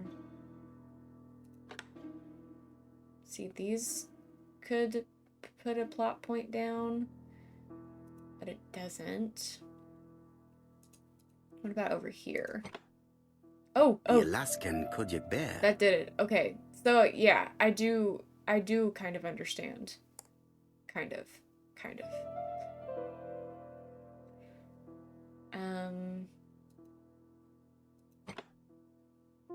I heard the sound of a mechanism. Oh, thank God.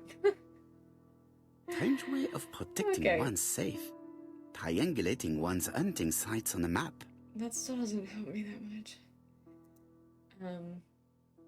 Great. Okay. 33% to using a clue. I assume that this has something to do with the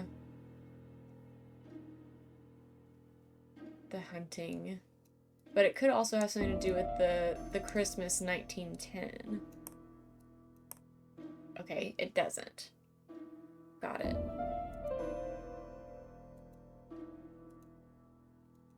I can't back out. That makes this so annoying. I can't back out to look at any information. And if I'm supposed to be able to, then I just simply can't. So there's literally no way that I can solve this without either A, just remembering every single piece of information that I've ever come across, or B, cheating. And let me tell you something, my memory is not that good. So we're gonna find a walkthrough really quick.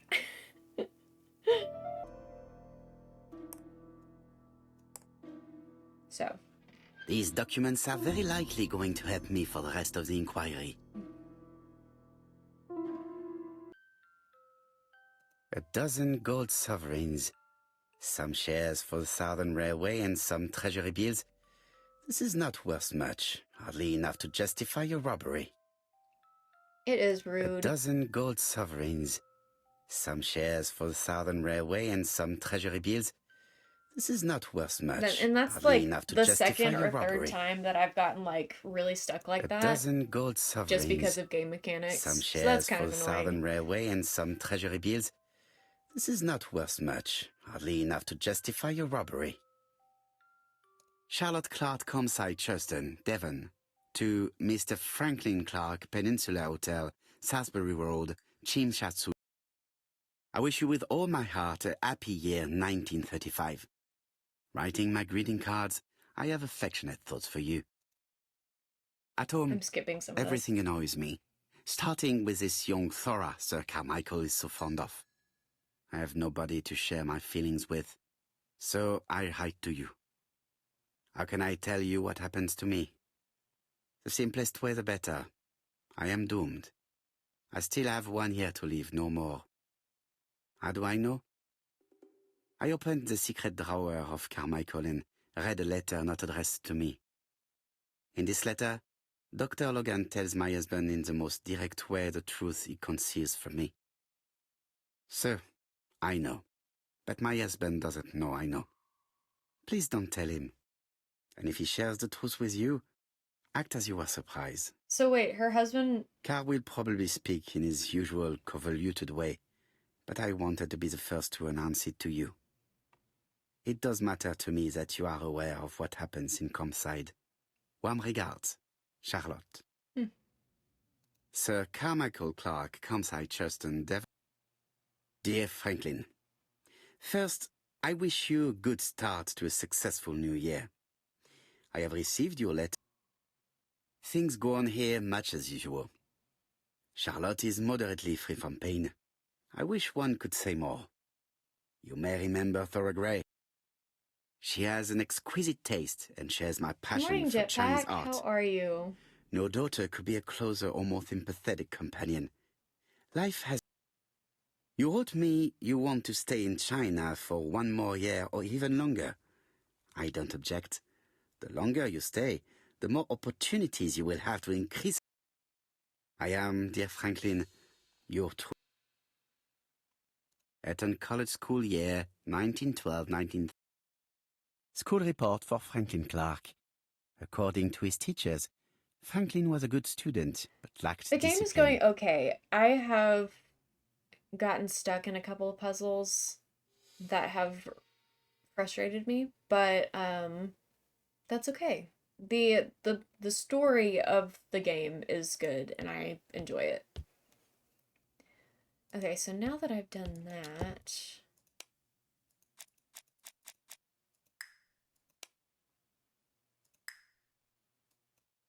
can I leave the room? Is that all I need to see in here?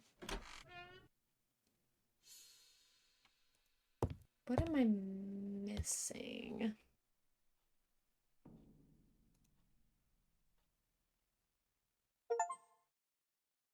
What is that? Arsenic? Miss Thorogray, Comside, Justin, Devon. Arsenic trioxide thallium.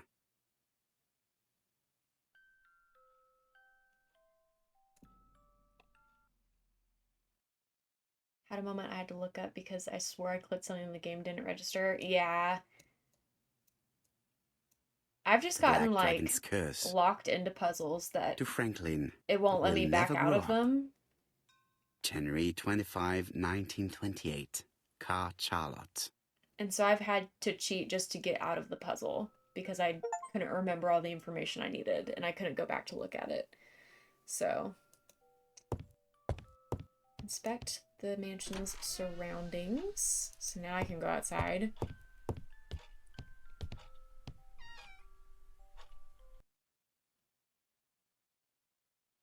Now I finally feel like we're progressing. Where is the smell of carrion coming from?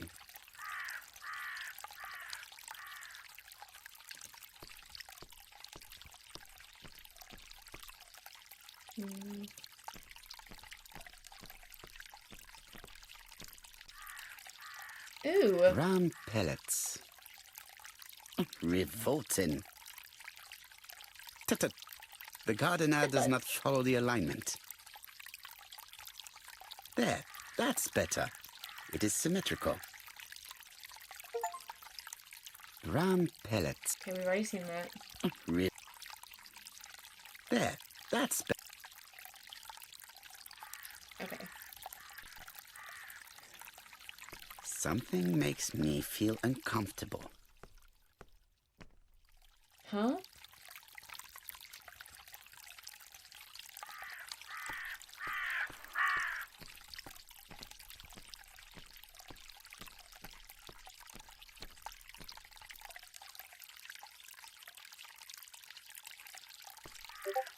I would like to congratulate Clark's gardener. What symmetry!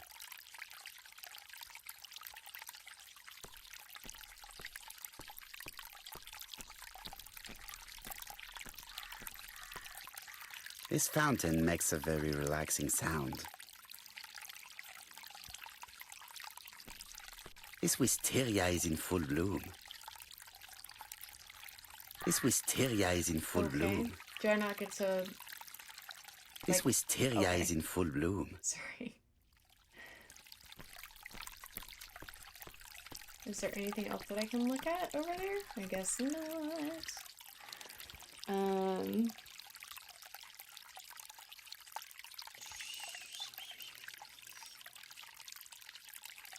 Can I go this way?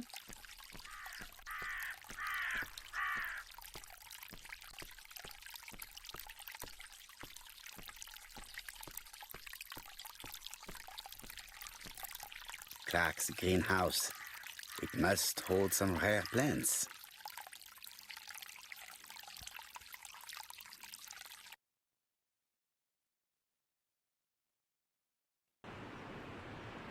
Windy.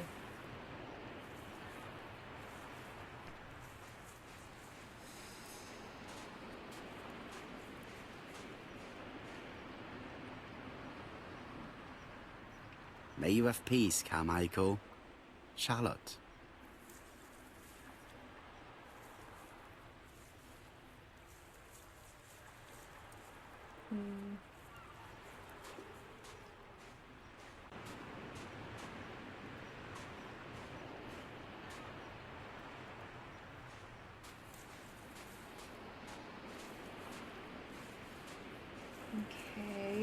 Oh, there's more that I can see in the garden. Apparently.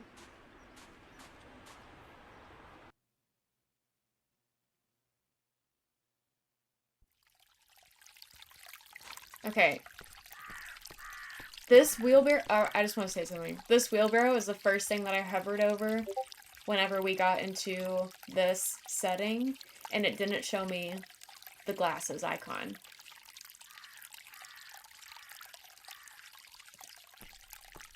I just wanted to say that. It was probably the gardener who lit this fire. Look here. I wonder if someone wanted to get rid of these papers. This object would probably be useful to me. Let us now try and get our brain cells to work.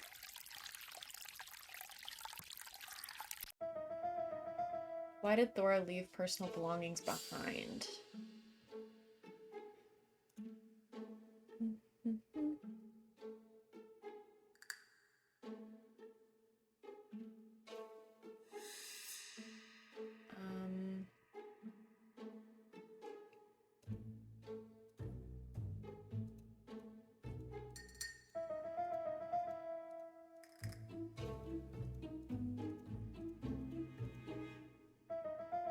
Thora does not want to be accused of theft. Everything that Thorgray has left behind comes from Sir Carmichael's collection. He most probably gave them to her, but she chose to leave them here rather than run the risk of being accused of theft. It is understandable when you know just how much Lady Clark mistrusted her. Let us now try and get our brain cells to work. Yes, let us try. Is Thora a poisoner?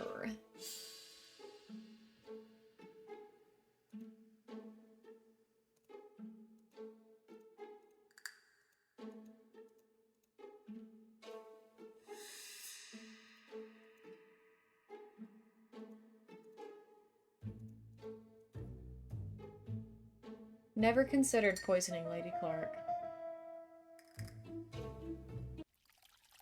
Thorgray had no reason to kill someone who only had a few months left to live. The poison she ordered was for rats. The gardener must have made good use of it, considering the stinking remains on the path, not far from the property. I've finished here. I must put the skeleton key back and inform Hastings that I'm returning to London. All right. Let's do it.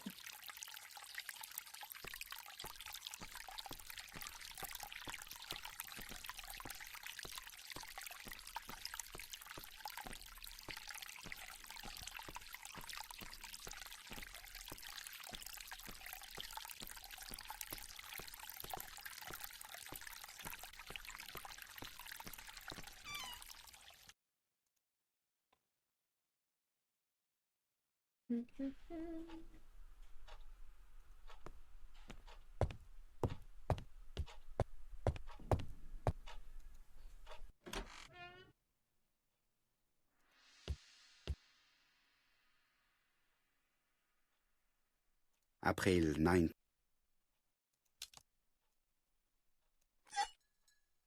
Perfect. Nothing else is keeping me here. Perfect.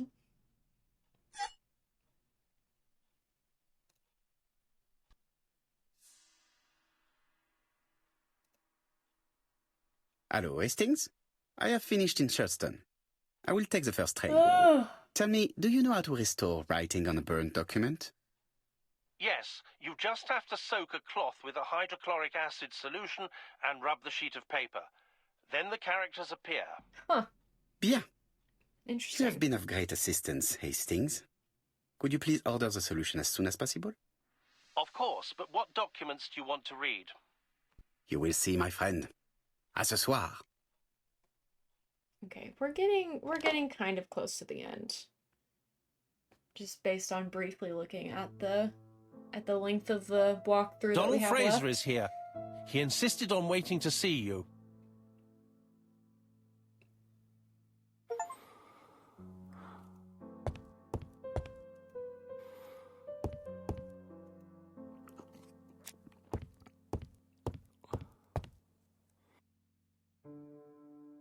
This man is tired. He's very unwell.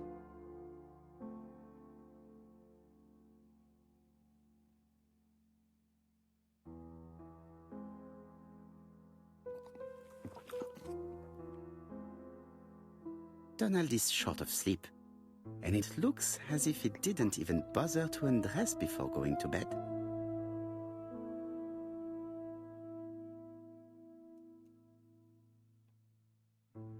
Mr. Poirot, I don't know why I'm here. What do you mean? You wanted to talk, and you came to find the only man capable of hearing you. Mr. Poirot, since Betty's death, I've doubts about myself. I don't know what to do. And I keep having a horrible dream 3 nights in a row.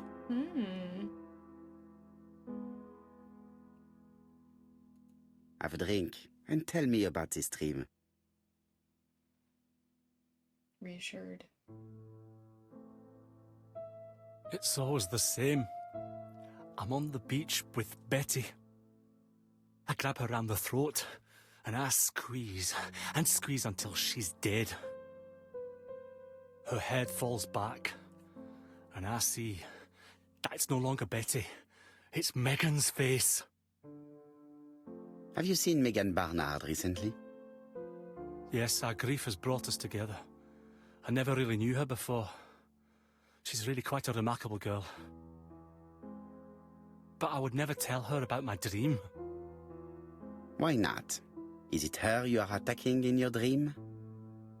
No, it's Betty. And once Betty is dead, it's Megan's face that appears in its place. Very interesting. Let us now try and get our brain cells to work.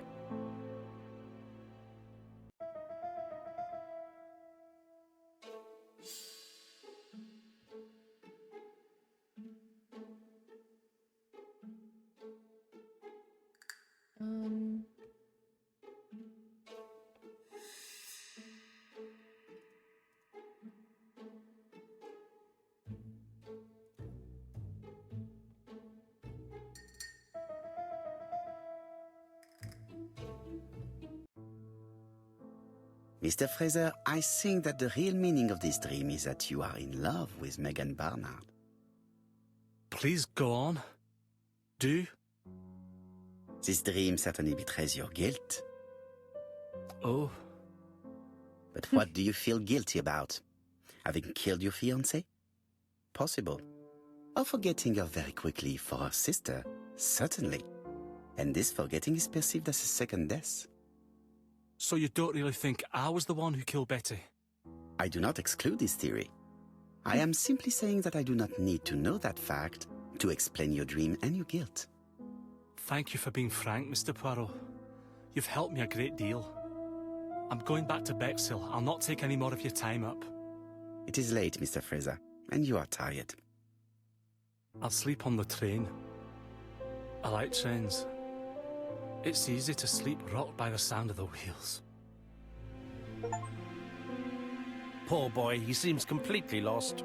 Well, women seem to like him. I think Megan will take care of him. Oh, I remember. Did you order the product I needed? Yes, we'll be receiving it tomorrow. Bien, it is late, and I asked Miss Gray to come tomorrow morning. I have a few questions I wish to ask her.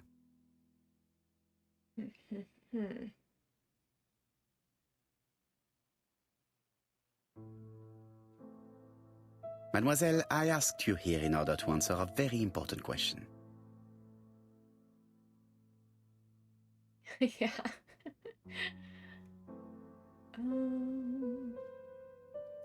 Am I right in thinking you said that you did not speak to anyone on the day Sir Carmichael was murdered? It's the absolute truth. Yet, Lady Clark maintained that she saw you talking to a stranger on the front doorstep. Really? She must have been mistaken. Oh, I remember now. I'd forgotten all about it, but it wasn't important. It was just a salesman. One of those traders who sell stockings from door to door. Can you describe him to me? Medium size. Glasses. dark suit That's him, and isn't a it? felt hat. Not the sort of man you notice. Completely harmless. That's why I forgot all about him. Nothing else? He was very hesitant and shy. Usually door-to-door salesmen are very confident, but he wasn't.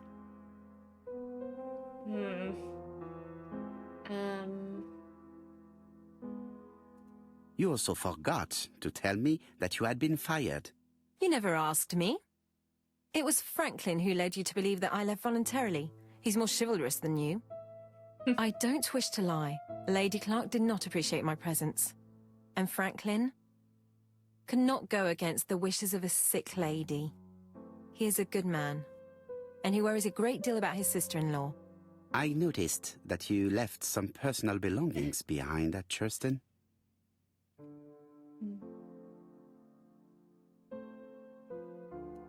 Are you planning on returning to Churston? Who knows what the future holds? Bien. I must ask you one last question. Please reply frankly with either yes or no. If Lady Clark had died, would you have agreed to marry Sir Carmichael if he'd asked you? How dare you ask such a question? Sir Carmichael treated me just like his daughter. And all that I ever felt him was affection and gratitude, nothing else. Thank you, mademoiselle. I will not keep you any longer. Interesting. I met Thora Grey on the stairs. Her cheeks were ablaze, and she appeared to be deeply hurt. Poirot, have you offended the poor girl again? Yeah. Do you have good reasons for accusing her? I accused her of nothing, Hastings. I simply asked her an important question she did not answer. Let us see if we can answer it for her. Let us now try and get our brain cells to work.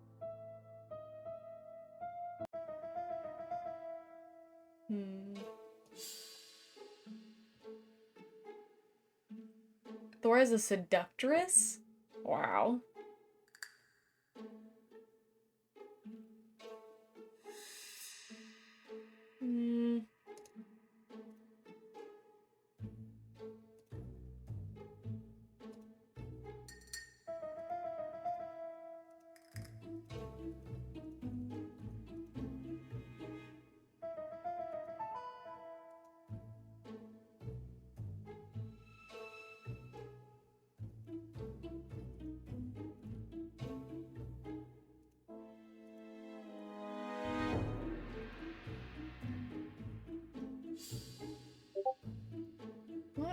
What do I need here? What do I need?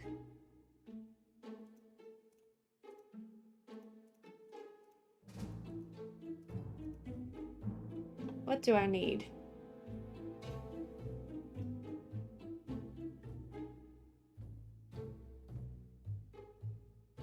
Okay, I thought I did that.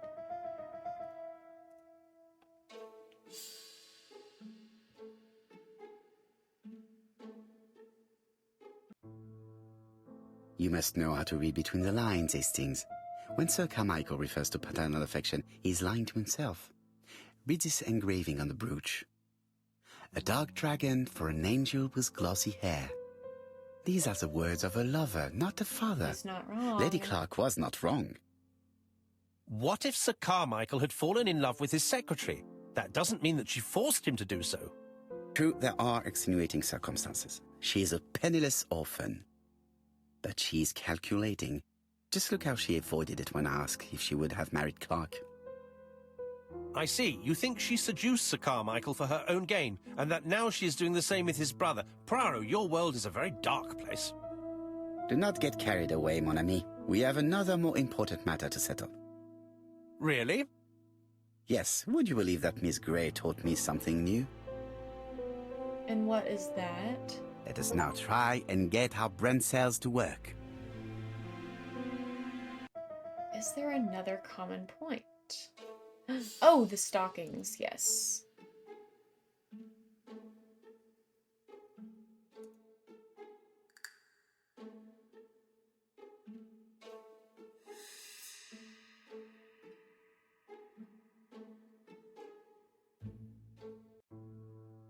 It's perfectly clear, Hastings, perfectly clear.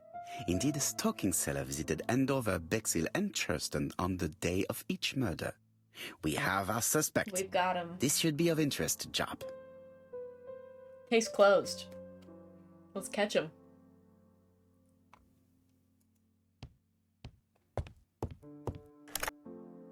Chief Inspector, we are looking for a stocking salesman. I see you have a suspect. Yes. Contact all the stocking wholesalers who may employ him. Your suspect is a salesman? No, he does not take orders. He sells door to door. Right. The hunt is on. The game's afoot, as they say.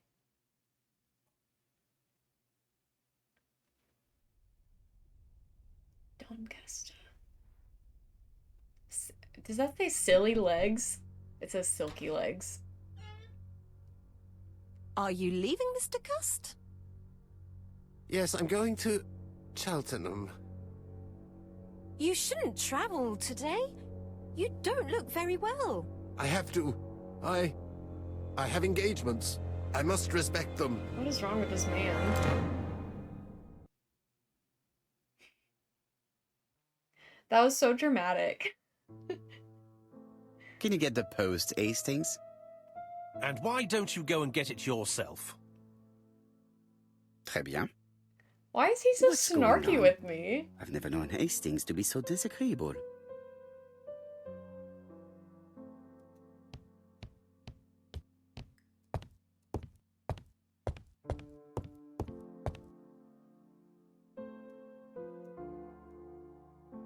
Poor Mr. Poirot. I'm quite sorry for you. If at first you don't succeed, try again. We've a long way to go still. Typery? No, that comes later. Letter T. The next little incident will take place in Doncaster on September 11th. So long. ABC. I should compare this letter with the one on my desk, which I received really earlier, don't need to see do if that. it does indeed come from the same person. I really don't think we need to do that, but we will. We will. It's getting pretty clear that these are all coming from the same person.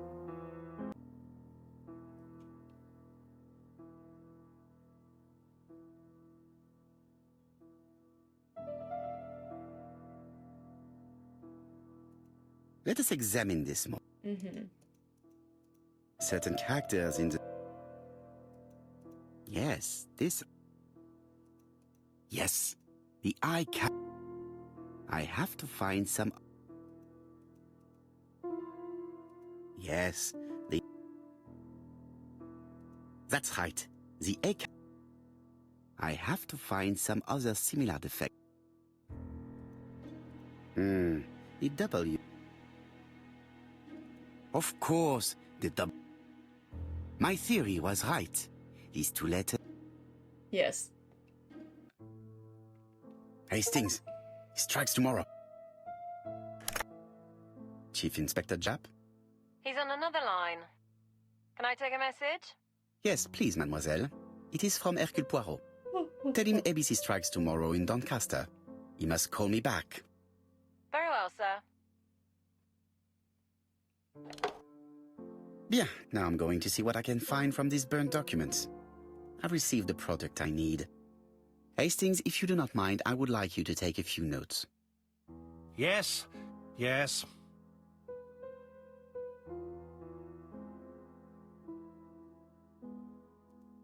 Okay, where are these documents? Here?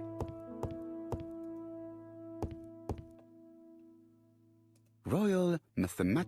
No. It's I... Yes. On the one... After... Go to the... Daily Blag. Sometime... We don't need to hear all this. This... Can y'all tell I'm getting a little hangry? Can y'all tell it's almost lunchtime for me? I'm like, okay, wrap it up. We know who the guy is. Let's go.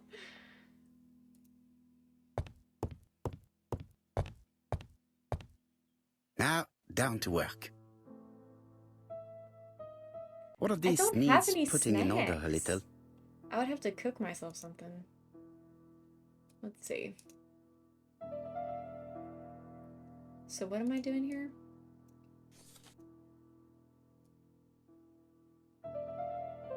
I know! I know! I desperately need to purchase some snackies for myself. Can these rotate?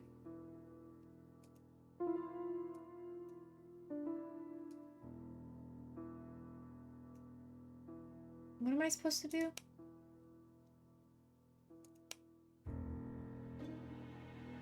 If someone has tried to get... Do I... Okay, back out, back out. Do I have the... whatever chemical hasting said I needed? So, how are you getting on? Now, down to work. Hmm. What of this needs putting in order a little? Okay, so I have to put them in order. That seems easy enough. But... is that correct? It looks like I can't move it, so I'm gonna say that it is This page is child's play. Huh?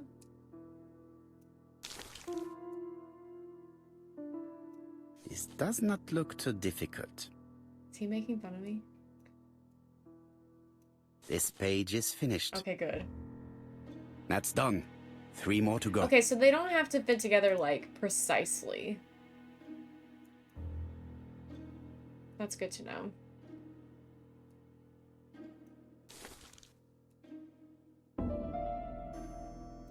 It's so simple.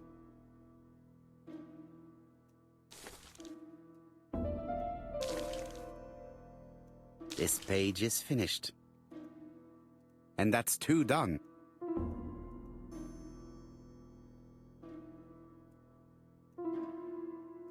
Okay, can't move that one.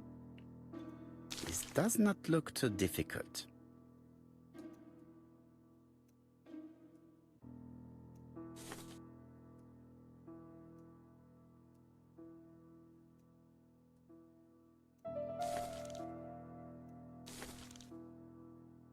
This page is finished.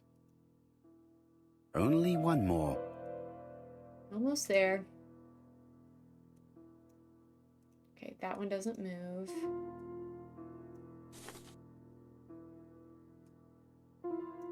I think that this is right. It's so simple.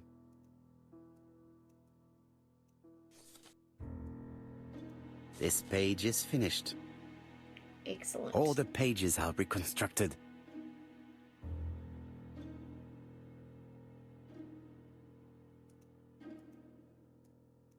A bottle of solvent. Mm-hmm. A dry cloth. Yes, I'm trying. I'm trying. A bottle of solvent. How do I get it? Oh, there we go.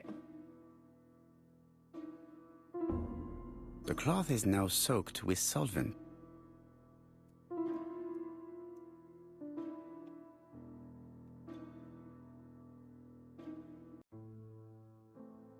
Got it! Make a note, Hastings, make a note. Mrs. Alice Asher, shop owner in Andover. Tracheitis, hemoptysis, prescribed laudanum. I got it. Look. Poirot, where on earth did you find these files? On a fire at the bottom of the garden at campsite. All right, but where did the person who burned them find them? Mm-hmm. A good question.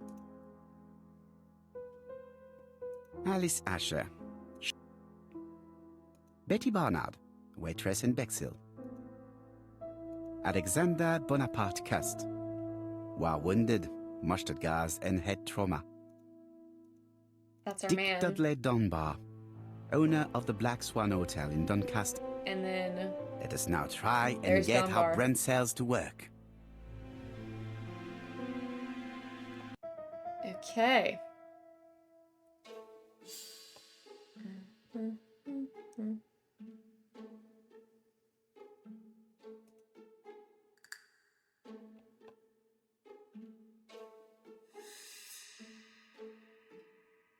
The documents come from Dr. Clark's patient records. The burned documents are medical records, and without a doubt, they come from Clark's archives. First of all, because all the patients have throat conditions. And secondly, their name starts with either A, B, C, or D, and it is precisely the files that match these letters that have been tampered with. But why burn these files? These are very good questions.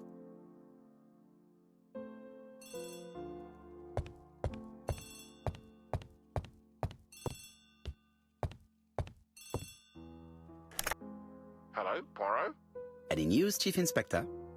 You wanted a stocking seller? We have one. Reported by his landlady, who thought he was behaving suspiciously.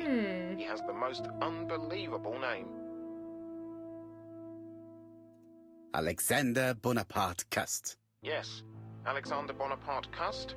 How Thanks did for you saying guess? hi, Maggie. Poirot, Welcome you in. have magical powers. It's a serious lead. I called Doncaster. A person matching Cust's description has been seen at the station. He got off the train from London, but... Look for him at the black... What? Trust me, Chief. You appear to be very sure of yourself. Very well. I'll call the Black Swan straight away. Do your best, Jack. You can count on me. Okay. Hastings, everything is at stake. With a little luck, our main suspect will soon be under lock and key. So has Cust... Yes, the Doncaster police... That is good news. Well, when I told the hotel owner that he was sheltering a murderer, he Me collapsed. too. He's dead? No, fortunately, but it has taken its toll on him. It has to be... Chief Inspector, What do you mean? I saw Mr. Dunbar's medical record. It's very honest of you to tell me that, Poirot. Please keep me informed of his You can count on me. I will visit him at his... That's typical of you, Poirot. While we're waiting to question Cust, we could search his room in London. Where does he live? The Marbury Guest House? I'll see you there. Yes, but start with... I understand. Sorry, I'm Hastings, zooming we a are little making bit. good progress. Please go But I inside do your room of have our number one A suspect. time limit, and I want to finish this today. With pleasure. I did have a dentist appointment, but I'll cancel. The dentist. So that is why you were so nervous. A visit to the dentist is... But an unavoidable one. Go to your appointment, Hastings. That's so funny.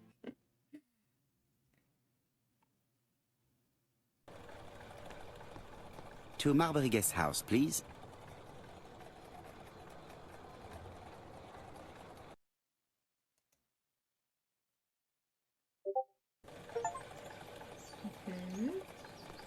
Marbury. There is a very pretty village by this name, in Cheshire.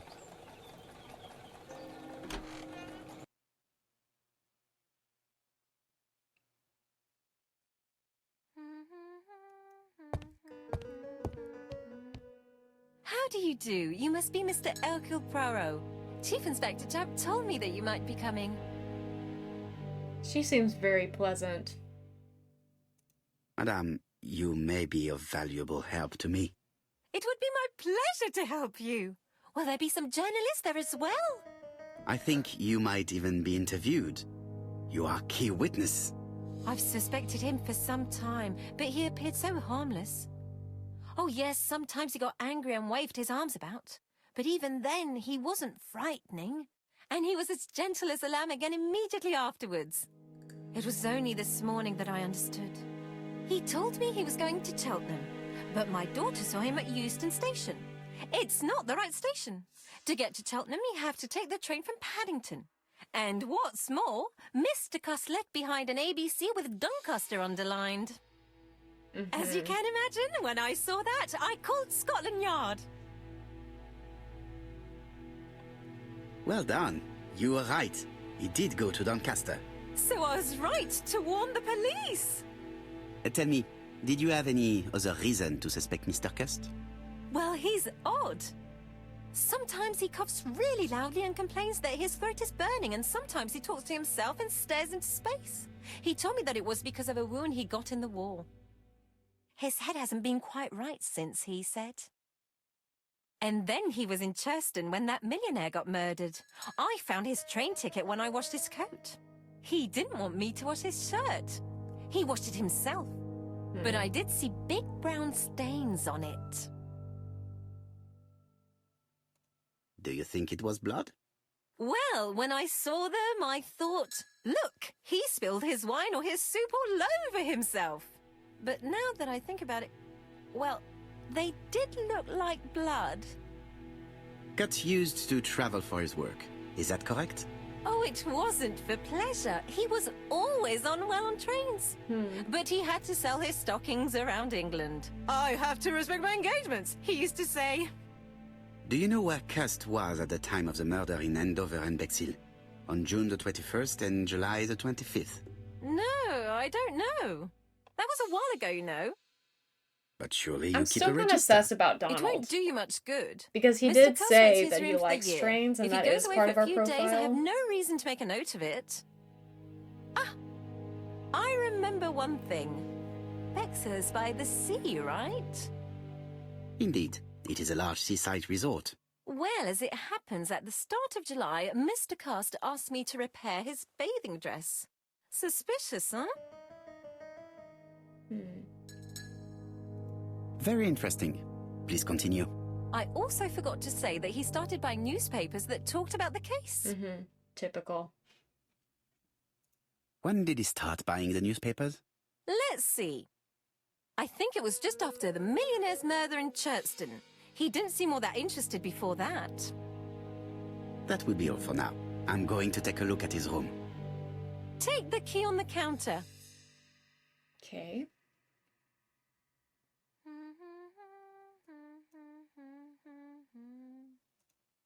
I should check the register. I don't think my register will help you. Okay. The truth is becoming apparent, and I have something to say to Mrs. Marbury. And what is that? What conclusion have we just come to? This woman appears to be in a good mood. Is there something she's not telling us?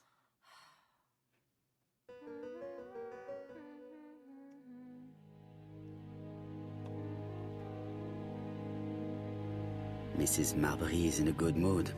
She's working very precisely in producing incredibly thin peel.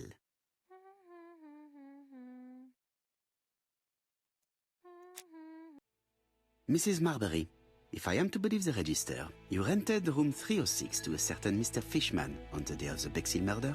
Room 306 is Cust's room. Can you explain yourself?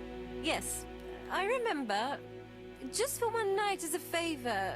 Mr. Cust was away, all my other rooms were taken, and poor Mr. Fishman had nowhere to go.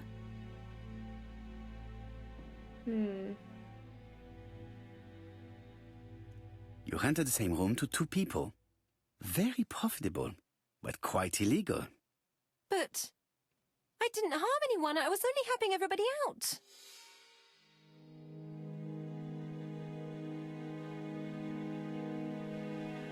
Is that all? Let's go upstairs then.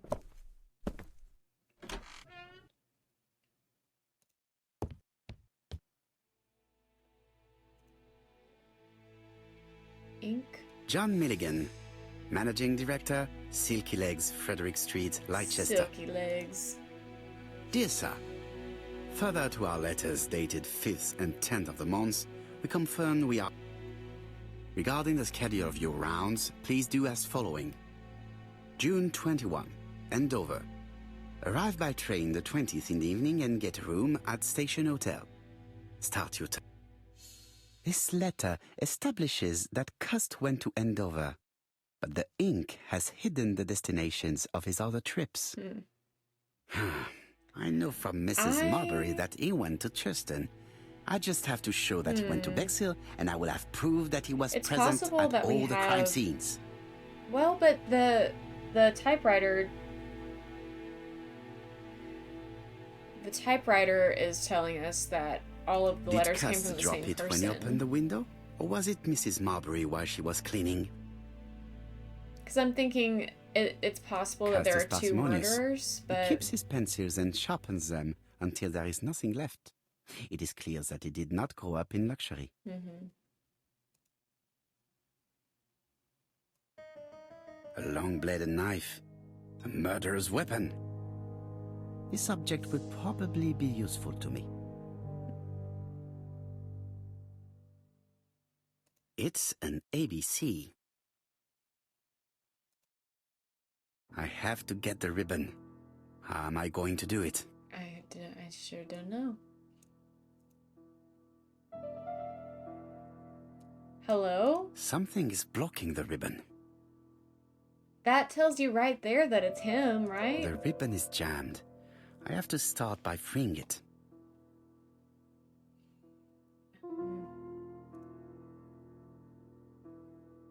Can I look at it on, like, the side or something? I don't know anything about typewriters. Come on.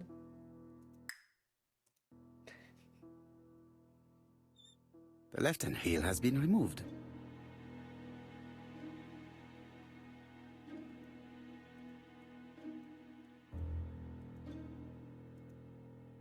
Can I remove this one? The right-hand heel has been removed.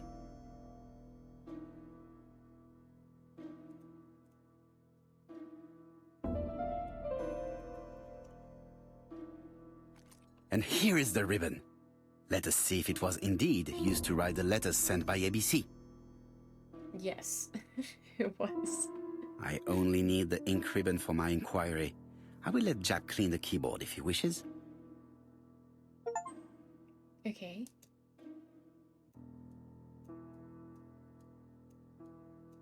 All the letters announcing the... Yeah.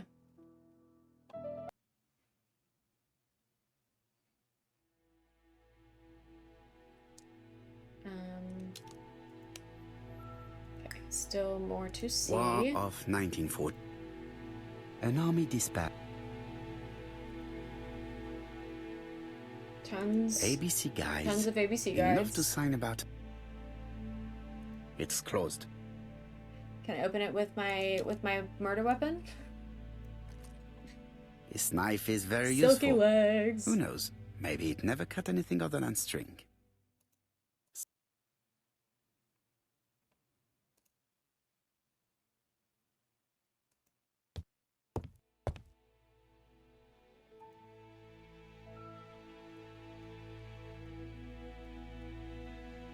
Laudanum, Cameron's... Laudanum, a medicine for coughs. The same It is as the first lady. This subject would probably...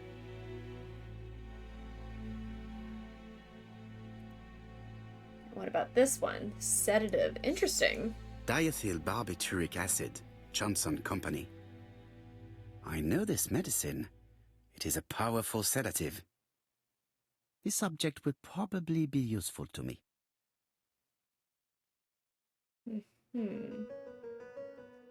Key.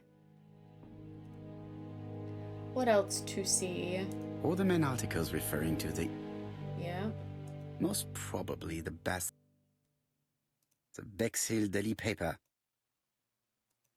Trousers, white shirt.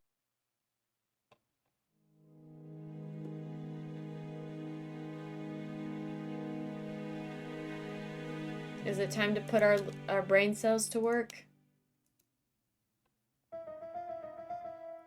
Where was Cust at the time of the Bexhill murder?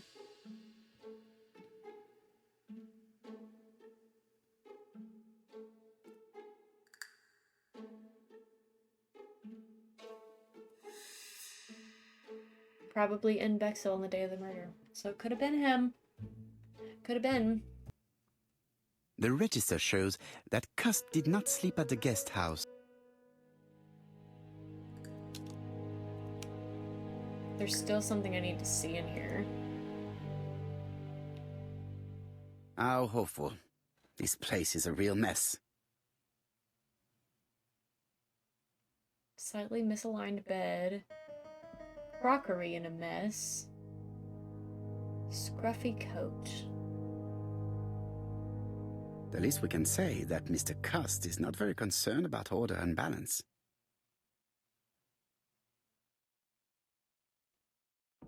is that?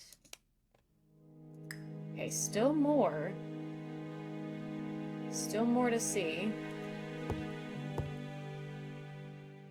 What am I missing?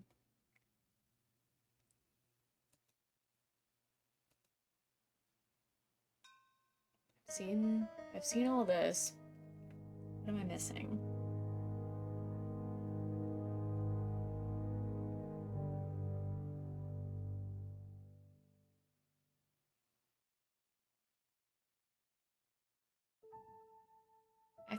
I think I've seen everything in here. I think that I have to It is call... not the right time. What do you mean? The least we can say that Mr. Cust is not very concerned about order and balance. Do I need to look back at the typewriter? I've finished with this subject. Mm-hmm. Right. The least we can say that Mr. Cust is not very concerned about order and balance. Okay, I don't understand. Under the sink. Oh my god. This dark stain. It could be blood. No use continuing the inspection of this room. There we go. I've seen all there is to see. Some of the pixel hunting is... It's just not my fave. It's just not my favorite. Goodbye, Mrs. Marbury. Bye. Bye. Ah, Chief Inspector. I was about to leave. Good evening, Chief Inspector. I'm sorry I'm late. I've spent ages with the Doncaster police. And you? I have established one fact. On 3 occasions, Cust was at the scene on the day of the crimes.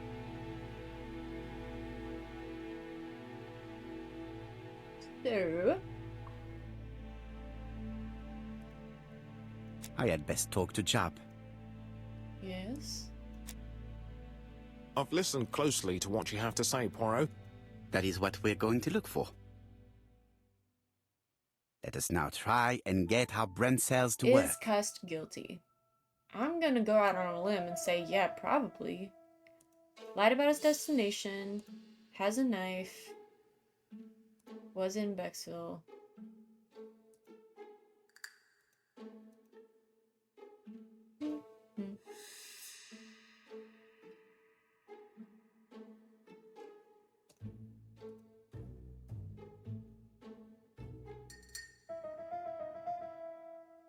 What do I need?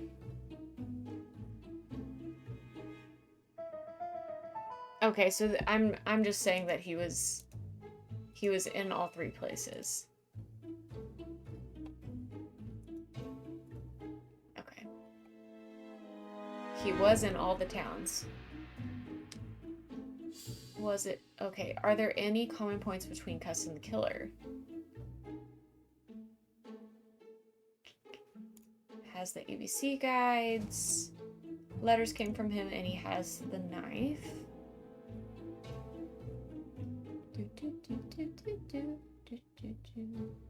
He did lie about his behavior and he had blood on him and he keeps the newspapers. Guilty. Guilty! The evidence against Cust is overwhelming. His presence at the scenes, the knife, the blood-stained shirt, the ABCs in a box. C'est vrai. However, the blood Mrs. Marbury saw on Cust's shirt may have been his own. According to his medical records, he suffers from hemoptysis. The murderer cut Sir Carmichael's throat from behind, and the blood spurted outwards. You would expect the murderer's shirt to be stained on the sleeves, not on the buttonholes, yet we see quite the opposite. Yeah. You would expect the murderer to keep the newspaper articles about his crimes. But Cust's collection starts in Cheston, as if it discovered the case rather late. I agree it's troubling, but it doesn't change my mind. When can we talk to him? Doncaster is sending him to us on the first train. Are they questioning him already? He says he can't remember a thing. Interesting. It's plausible. Doctors say he suffers from absences and amnesia. He may have done the murders in an altered state. It's not enough to clear his name. Dr. Thompson insisted that even if you don't know what you're doing, you Hi, never commit a murder Medio. without Late starts in wanting the morning. to. Hope the game is going Très well. It intéressant. is going I shall well. remember that. There are a few Right. things that have I'll a go few and puzzles examine that the have suspect's frustrated me, room. but we're moving Chief along. Inspector, I took the liberty of removing a few clues to examinatum. All right, we'll discuss them tomorrow. In the meantime, I'm going to see if you've missed something. Okay.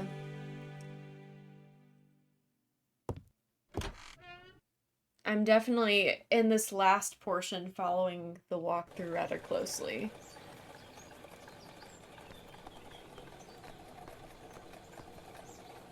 To Scotland Yard, please.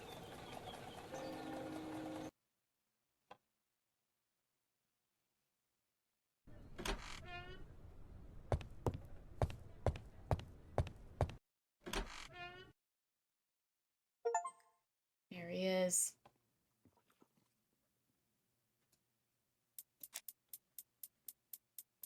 This man Yeah, is I'm not glad I'm in not good the only shape. one that feels that way. Shaking hands. Bald.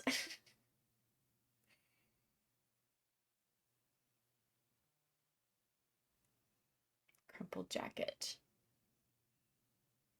He is worried and very tired. Mm-hmm. And other police have been hard on him. Hi, Bald.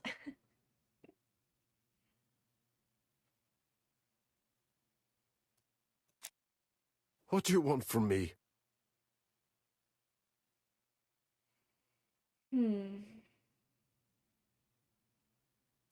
Good day, Mr. Cust.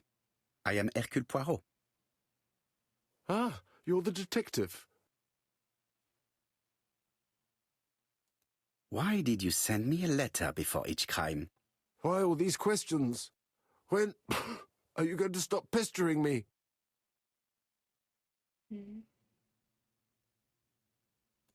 Très bien. You did not hide these letters. But the question remains, who did? Probably one of my enemies. I have many.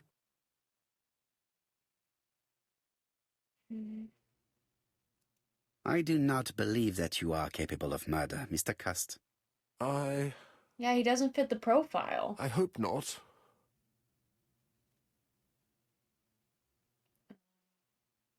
Not insist on the fact that he enjoyed the war. You suffered during the war. It's true. I was wounded. I suffered. But the army was the only place I didn't feel inferior. No questions. Just orders to follow. But ever since you were wounded, you have absences, bouts of amnesia. And headaches. Professor Clark treated you. Yes, a few years ago he really helped me with my burned throat.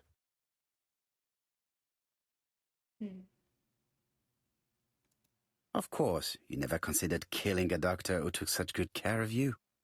No, no, never.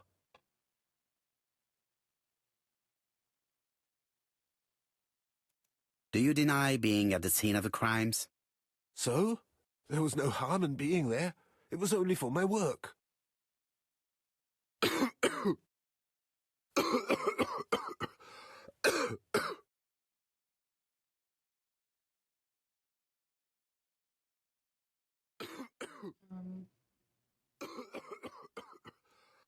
Poor man.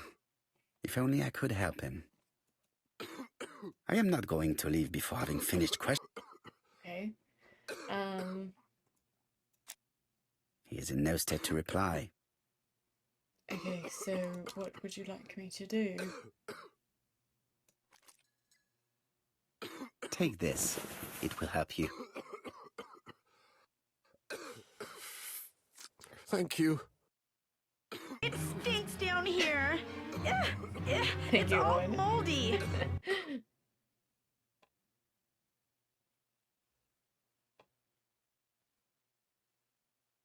Oh, good God, my shirt is covered in blood again. Yeah, it is covered. That is Bon. true. I now know where the bloodstains Mrs. Marbury saw came from. Are you well enough to speak? Yes, I feel much better.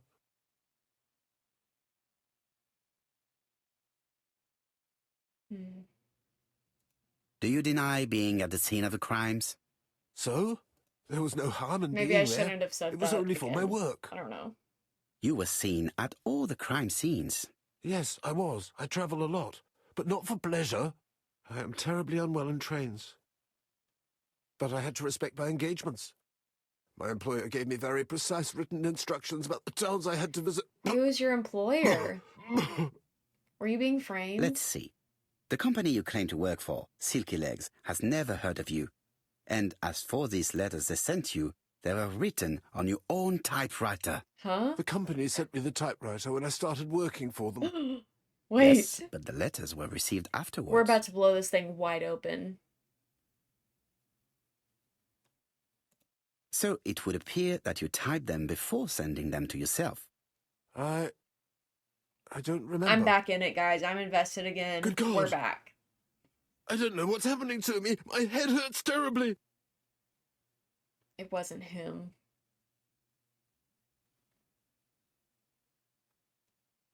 Is he shivering? He is prey to a terrible anxiety. Is it remorse? Or simply the pressure of the questioning and the train journey? I feel it is the latter. I am not going to leave before having finished. Okay. Can I give him this medicine? Take this. It will help you.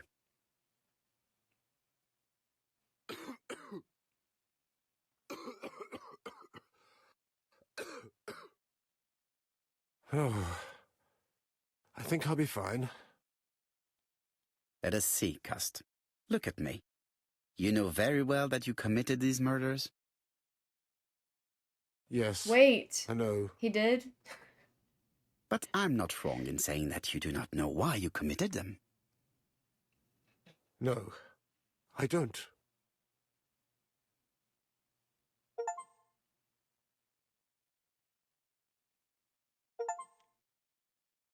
I think that he had to. I mean, he was put up to it for sure. And what conclusions have you drawn? Plenty. It might help us to understand him a little better.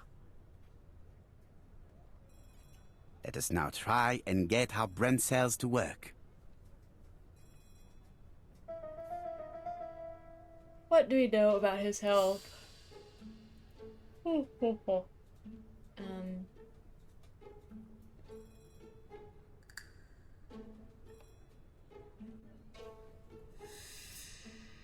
Mentally and physically weak, not really the profile of our killer. Are there any clues that do not support Cust's guilt?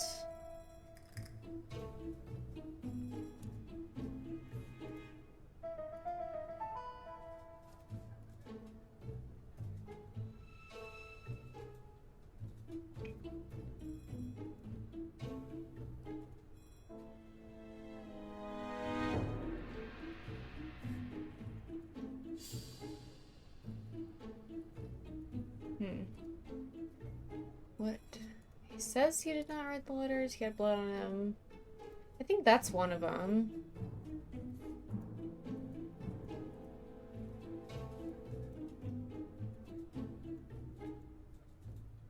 Or it could be just both of the blood ones. Okay, there we go.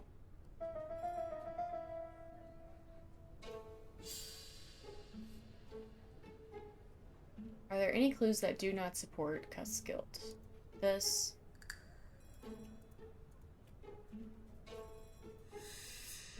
Several details show that he's not guilty. Can we say without a shadow of a doubt that Cust is guilty? No. We simply cannot.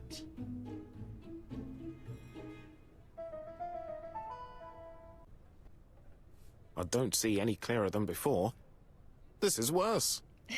There is one point to highlight. C'est curieux. Cust admits that he killed, This but he is does curious. not know why. What did Dr. Thompson say? Even if Cust killed while in an altered state, it still must have been his deepest desire. He must have had a motive. Let's keep it simple. Never mind his motive. He confessed. But you see, he can confess to anything and everything. He denied the murders and then confessed to them. Right. He confirmed that he never typed the letters. Then, with great ease, I managed to get him say quite the opposite. Come on, he behaved like a guilty man. He lied to his landlady. Because deep down he believes himself guilty. From the papers, he noticed that he had always been at the scene of the crimes. He must think that he killed and then simply forgot what he had done. Okay, so he didn't do it. How can you be so sure? Let us look at his psychological profile. You will understand my point of view. Let us now try and get our brain cells to work. Is he clever? Yes. And...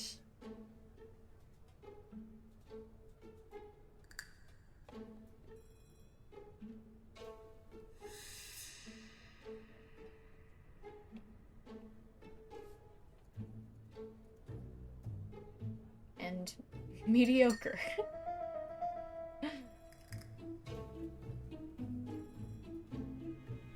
Oh, I see. This is our profile and this is our suspect. Okay. I see. Rather self-confident. Most definitely not. Very hesitant and shy. Easy to influence. Seducer? Mm-mm. Not this guy. Without any charm. Harsh.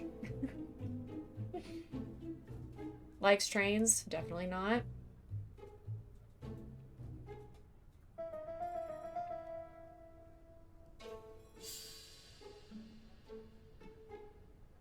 He is cold. Generous. Probably a little stingy. Yeah, miserly. A little bit of a Scrooge. You see? Cuss' character is quite the opposite of the murderer's. But if he's a madman, can we really talk about his character? You know very well that our murderer does not behave like a psychopath. Apart from the signature, there is no ritual repetition in the choice of victims. Very well, you're right as always. So we have no confession, no culprit, no suspects, nothing. And all that after 2 months of inquiry? What should I do? Have faith. Just give me 24 hours. It's his employer. Who employed him? Who is his boss? Go home. To White Haven, please. We're really close to the end. We're getting there.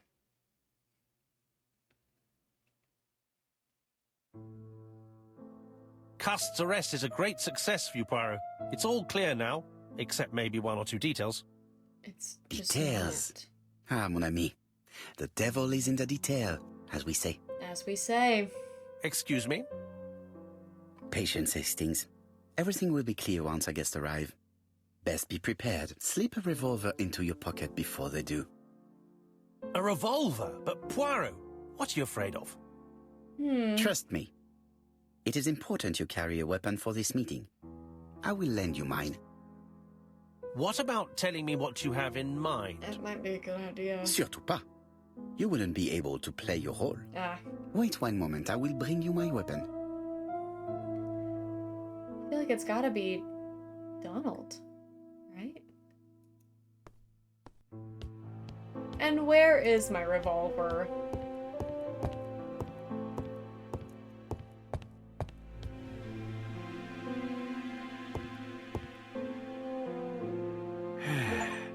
Oh, I'm sitting. Didn't mean to sit.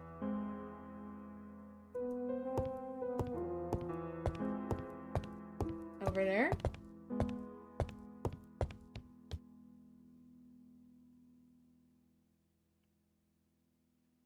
Nope.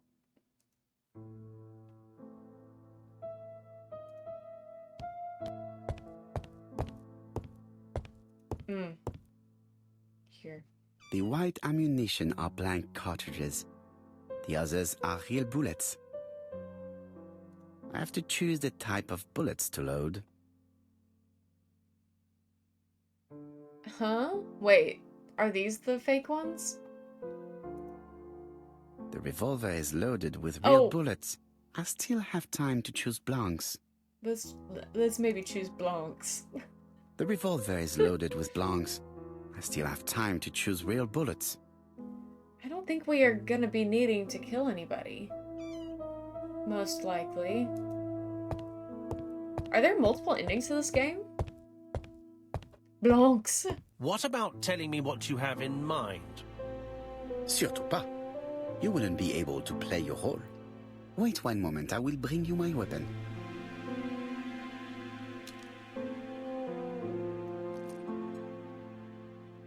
Voila, I entrust you with my weapon. It has hardly been used, it is almost new. What's gonna happen? Let's answer the phone.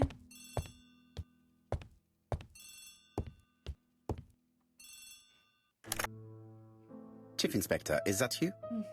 Yes. Sorry, but we haven't... Have you checked the typewriter? And the packaging. Well, never mind. So, are you still... Of course, Chief Inspector. Okay, here come my guests. Why have you brought us here, Mr. Poirot? Since Cuss' arrest, I thought it was all done and dusted. He seems Miss a little Gray bit formally more put identified together him, now. as well as Miss Barnard. Yes, and the stockings he saw are of the same brand as the ones found at my aunt's. This is all true. However, a case is not closed if some questions remain open. And one question is, why did the murderer send me his letters? Why did he challenge me, Hercule Poirot? Perhaps he wanted to play with you, to taunt you. Xenophobia? Maybe he didn't like you because you're foreign. I may be wrong, but maybe by provoking you, he was looking for glory? All these theories should be studied. Let us now try and get our brain cells to work. Are they holding hands? Why did he make a mistake in the address? Not very well known.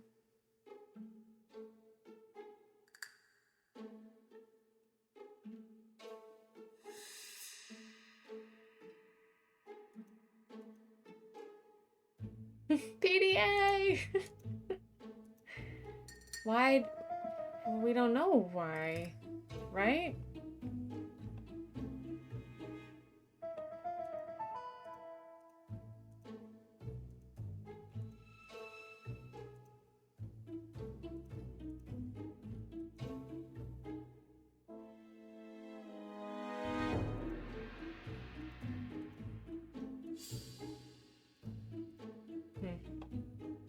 The mistake is intentional. Why did he send them?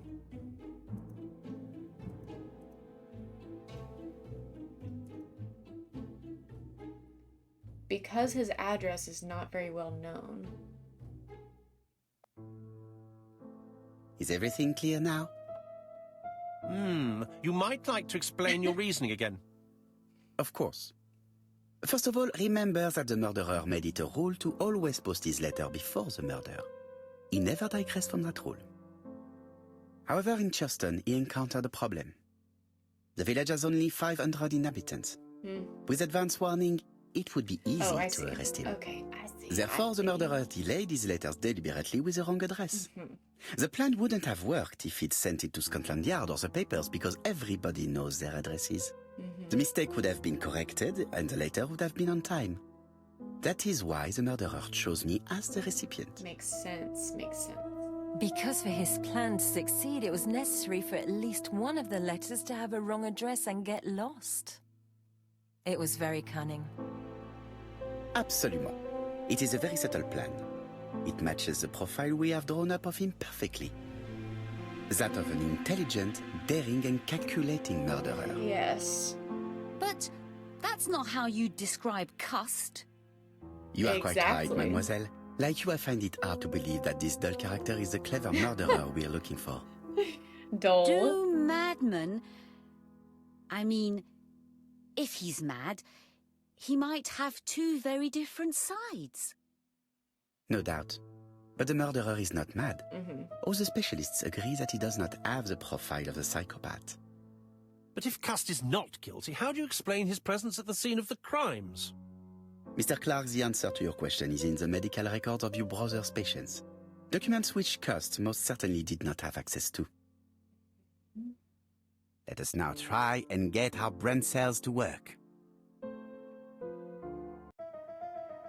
What do we know about Cust? Easily influenced?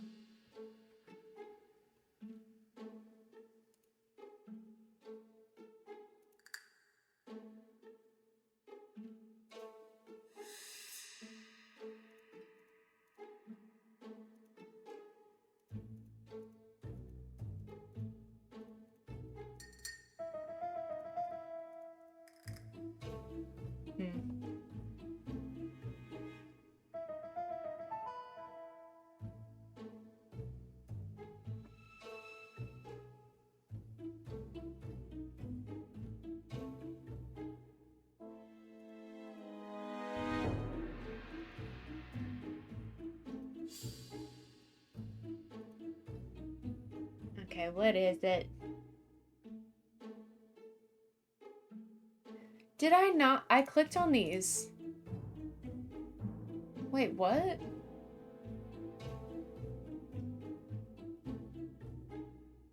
What do we know about Cust? Cust was in the war and has never been quite the same in the head since.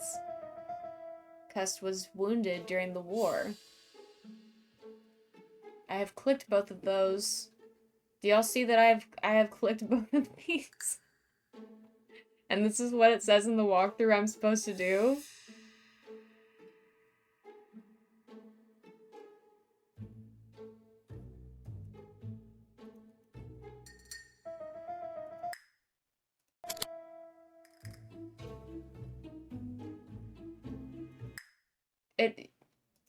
The clue wasn't even used. Okay.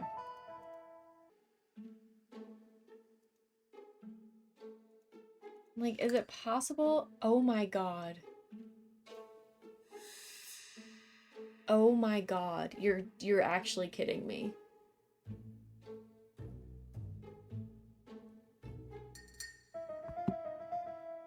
The walkthrough was wrong. The walkthrough was wrong. Okay. The walkthrough was wrong. It gave me the wrong answer.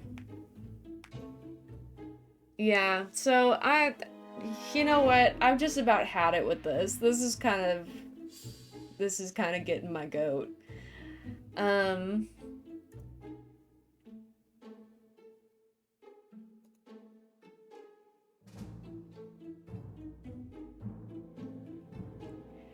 And what's funny is, because the game has locked me in like that so many times, I fully believed it was the game's fault. By alphabetical order.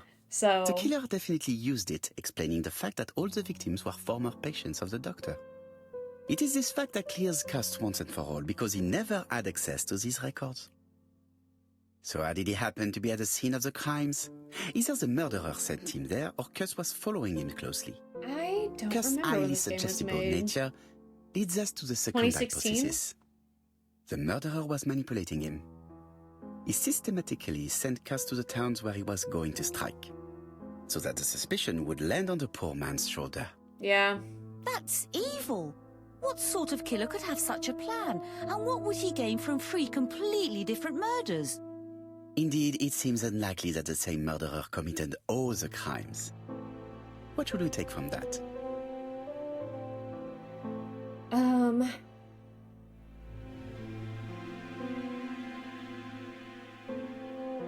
I don't know. I'm so checked out at this point. There is not one murderer, but 3 accomplices, who all used the same scenario. Do you mean that 3 murderers with... Indeed. Okay, so that was wrong. The murderer first... But Mr. Poirot, the first murder... Just one murder was of benefit to the murderer. The others were just diversions. On reflection, there is only one conclusion. The murderer killed once out of interest, and twice to divert our attention. This reasoning points at 2 potential culprits. Franklin Clark. Donald Fraser? Yes, mademoiselle. That's good thinking. Mr. Him Fraser may sitting have killed Betty right out here. of jealousy. Mr. Clark may have killed his brother in order to inherit Oh, his and I large guess he's fortune. here too. Kind of Both forgot. have a motive. But Donald did not have access to Dr. Clark's records. Accomplice? Please allow me to disagree with you, mademoiselle.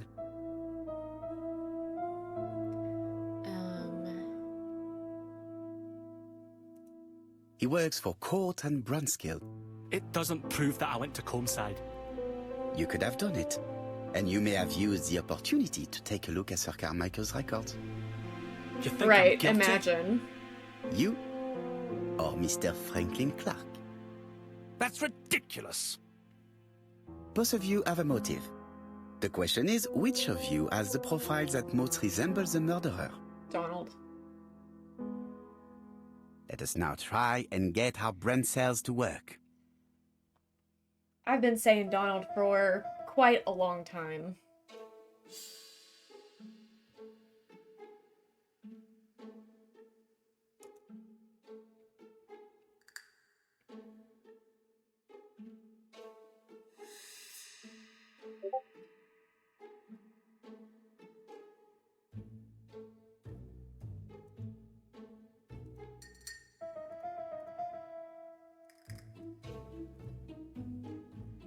Oh, he's easy to influence, though?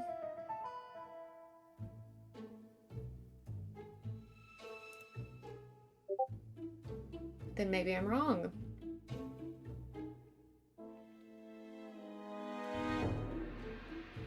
Maybe he's our red herring.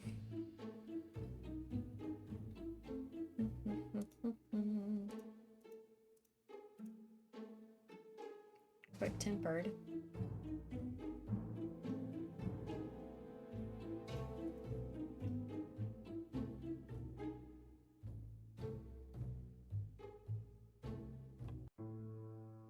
Ladies and gentlemen, Donald may share many character traits with the murderer, but he does not have his cold indifference. He has a temper.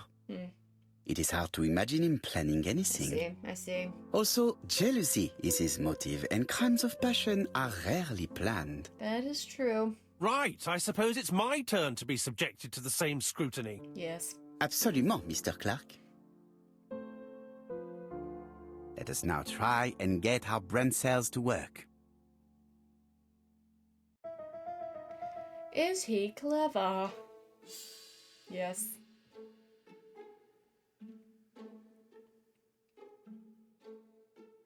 Self-confident?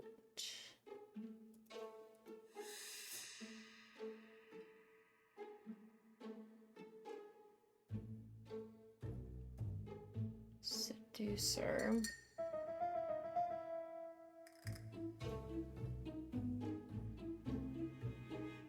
Likes trains. I see. All of this information was a little bit more subtle.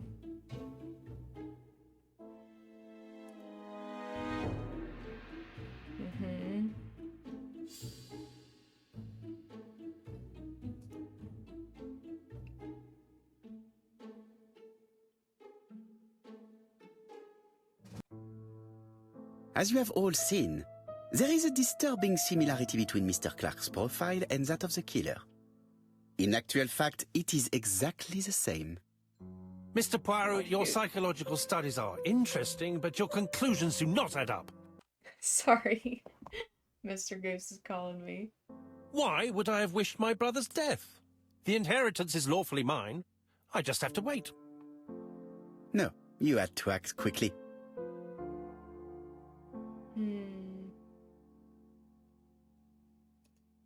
Because of Miss Grey. Mademoiselle, although you haven't been telling the truth, there is no doubt in my mind that you would have found a way to marry Sir Carmichael after Lady Clark's death. For you, Mr. Clark, it was a disaster. If Miss Grey had children by your brother, you would not have inherited a thing. You realized the danger after reading several letters from Comside, especially one in which your brother opened his heart to you. So you hurried home from China, and you took action. In truth, Cust was no more than a puppet manipulated by the real culprit. You, Mr. Clark. Such an imagination, Mr. Poirot. In fact, nobody manipulated Cust. The famous instructions he received by post. He wrote them on the typewriter. We know that for sure. Oh no. You know perfectly well. That is not true. Eh bien voilà. Light has now been shed on the ABC murders. Your theories are ingenious, but you haven't any proof. Do One I not? point to him. For the moment, I have no material proof. Either I admit to it, or I bluff. Oh, we're bluffing. We are bluffing. Here. No?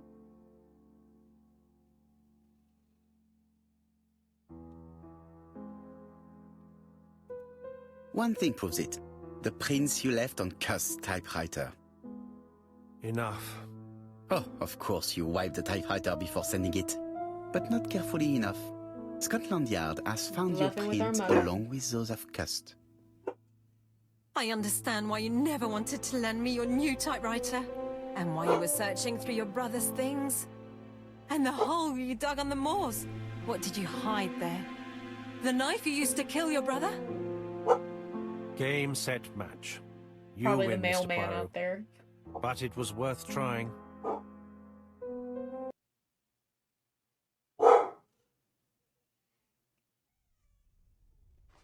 Or a cat. Don't come near me!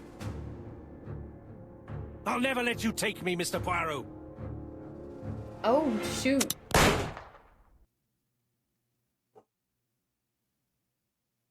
I did not expect that. I'm sorry, Mr. Clark, there is no easy death for you. I expected your reaction, so I used blanks. Oh! I'm sorry, mademoiselle, but your second chance has been lost. Franklin Clark will never inherit his brother's fortune. Whoa! I got it right. Who made this game? I just want to talk. Oh my goodness. We got him. Wow. Disappointed at having missed the chance to become Lady Clark, Thora Grey left England. This game was such a Donald trip. Fraser and Megan Barnard married. Hmm. On Poirot's recommendation, Mary I know Drow there are started more to work in for the Lady Clark. series. The elderly lady's But condition based on my suddenly took a feelings turn for the better. with this game And a few months and my later, frustrations, to I don't Dr. know if I'll Logan's continue in great the series. surprise, Unless she was someone is back on like, her hey, feet no, they again. get really, like, a whole lot According better, to you this should do eminent it. physician, it appears to be an extremely rare case of spontaneous I don't remission. think- I don't think Lady it's for Clark me. has enjoyed very good health ever since.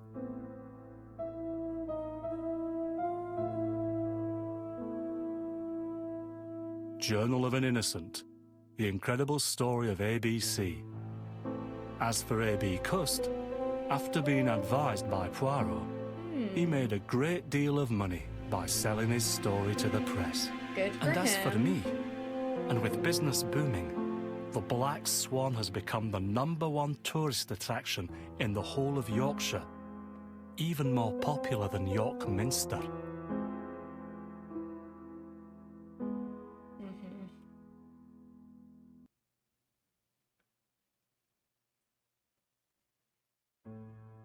Well, we did it. I apologize for not being very enthusiastic, but there were things in this game that I just did not like. Yeah, parts of it were really good, parts of it were really bad. It's just a mixed bag of a game. I don't think I'll continue with the series unless someone recommends it and it comes like highly praised. But yeah, it's time to say goodbye to YouTube. YouTube, thanks so much for being here with us and for powering through the rest of this mystery. I really appreciate you. If you'd like to catch me live, I'm on Twitch. There's a link in the description of this VOD. You can click on that, come follow me over here, so you'll get notifications about when I go live. But if you'd like to watch the VODs exclusively, then you can stick around on YouTube, subscribe to this channel, and I'll post multiple VODs a week, so you'll never be behind. And with all that being said, I love you so much, and I will see you next time. Bye.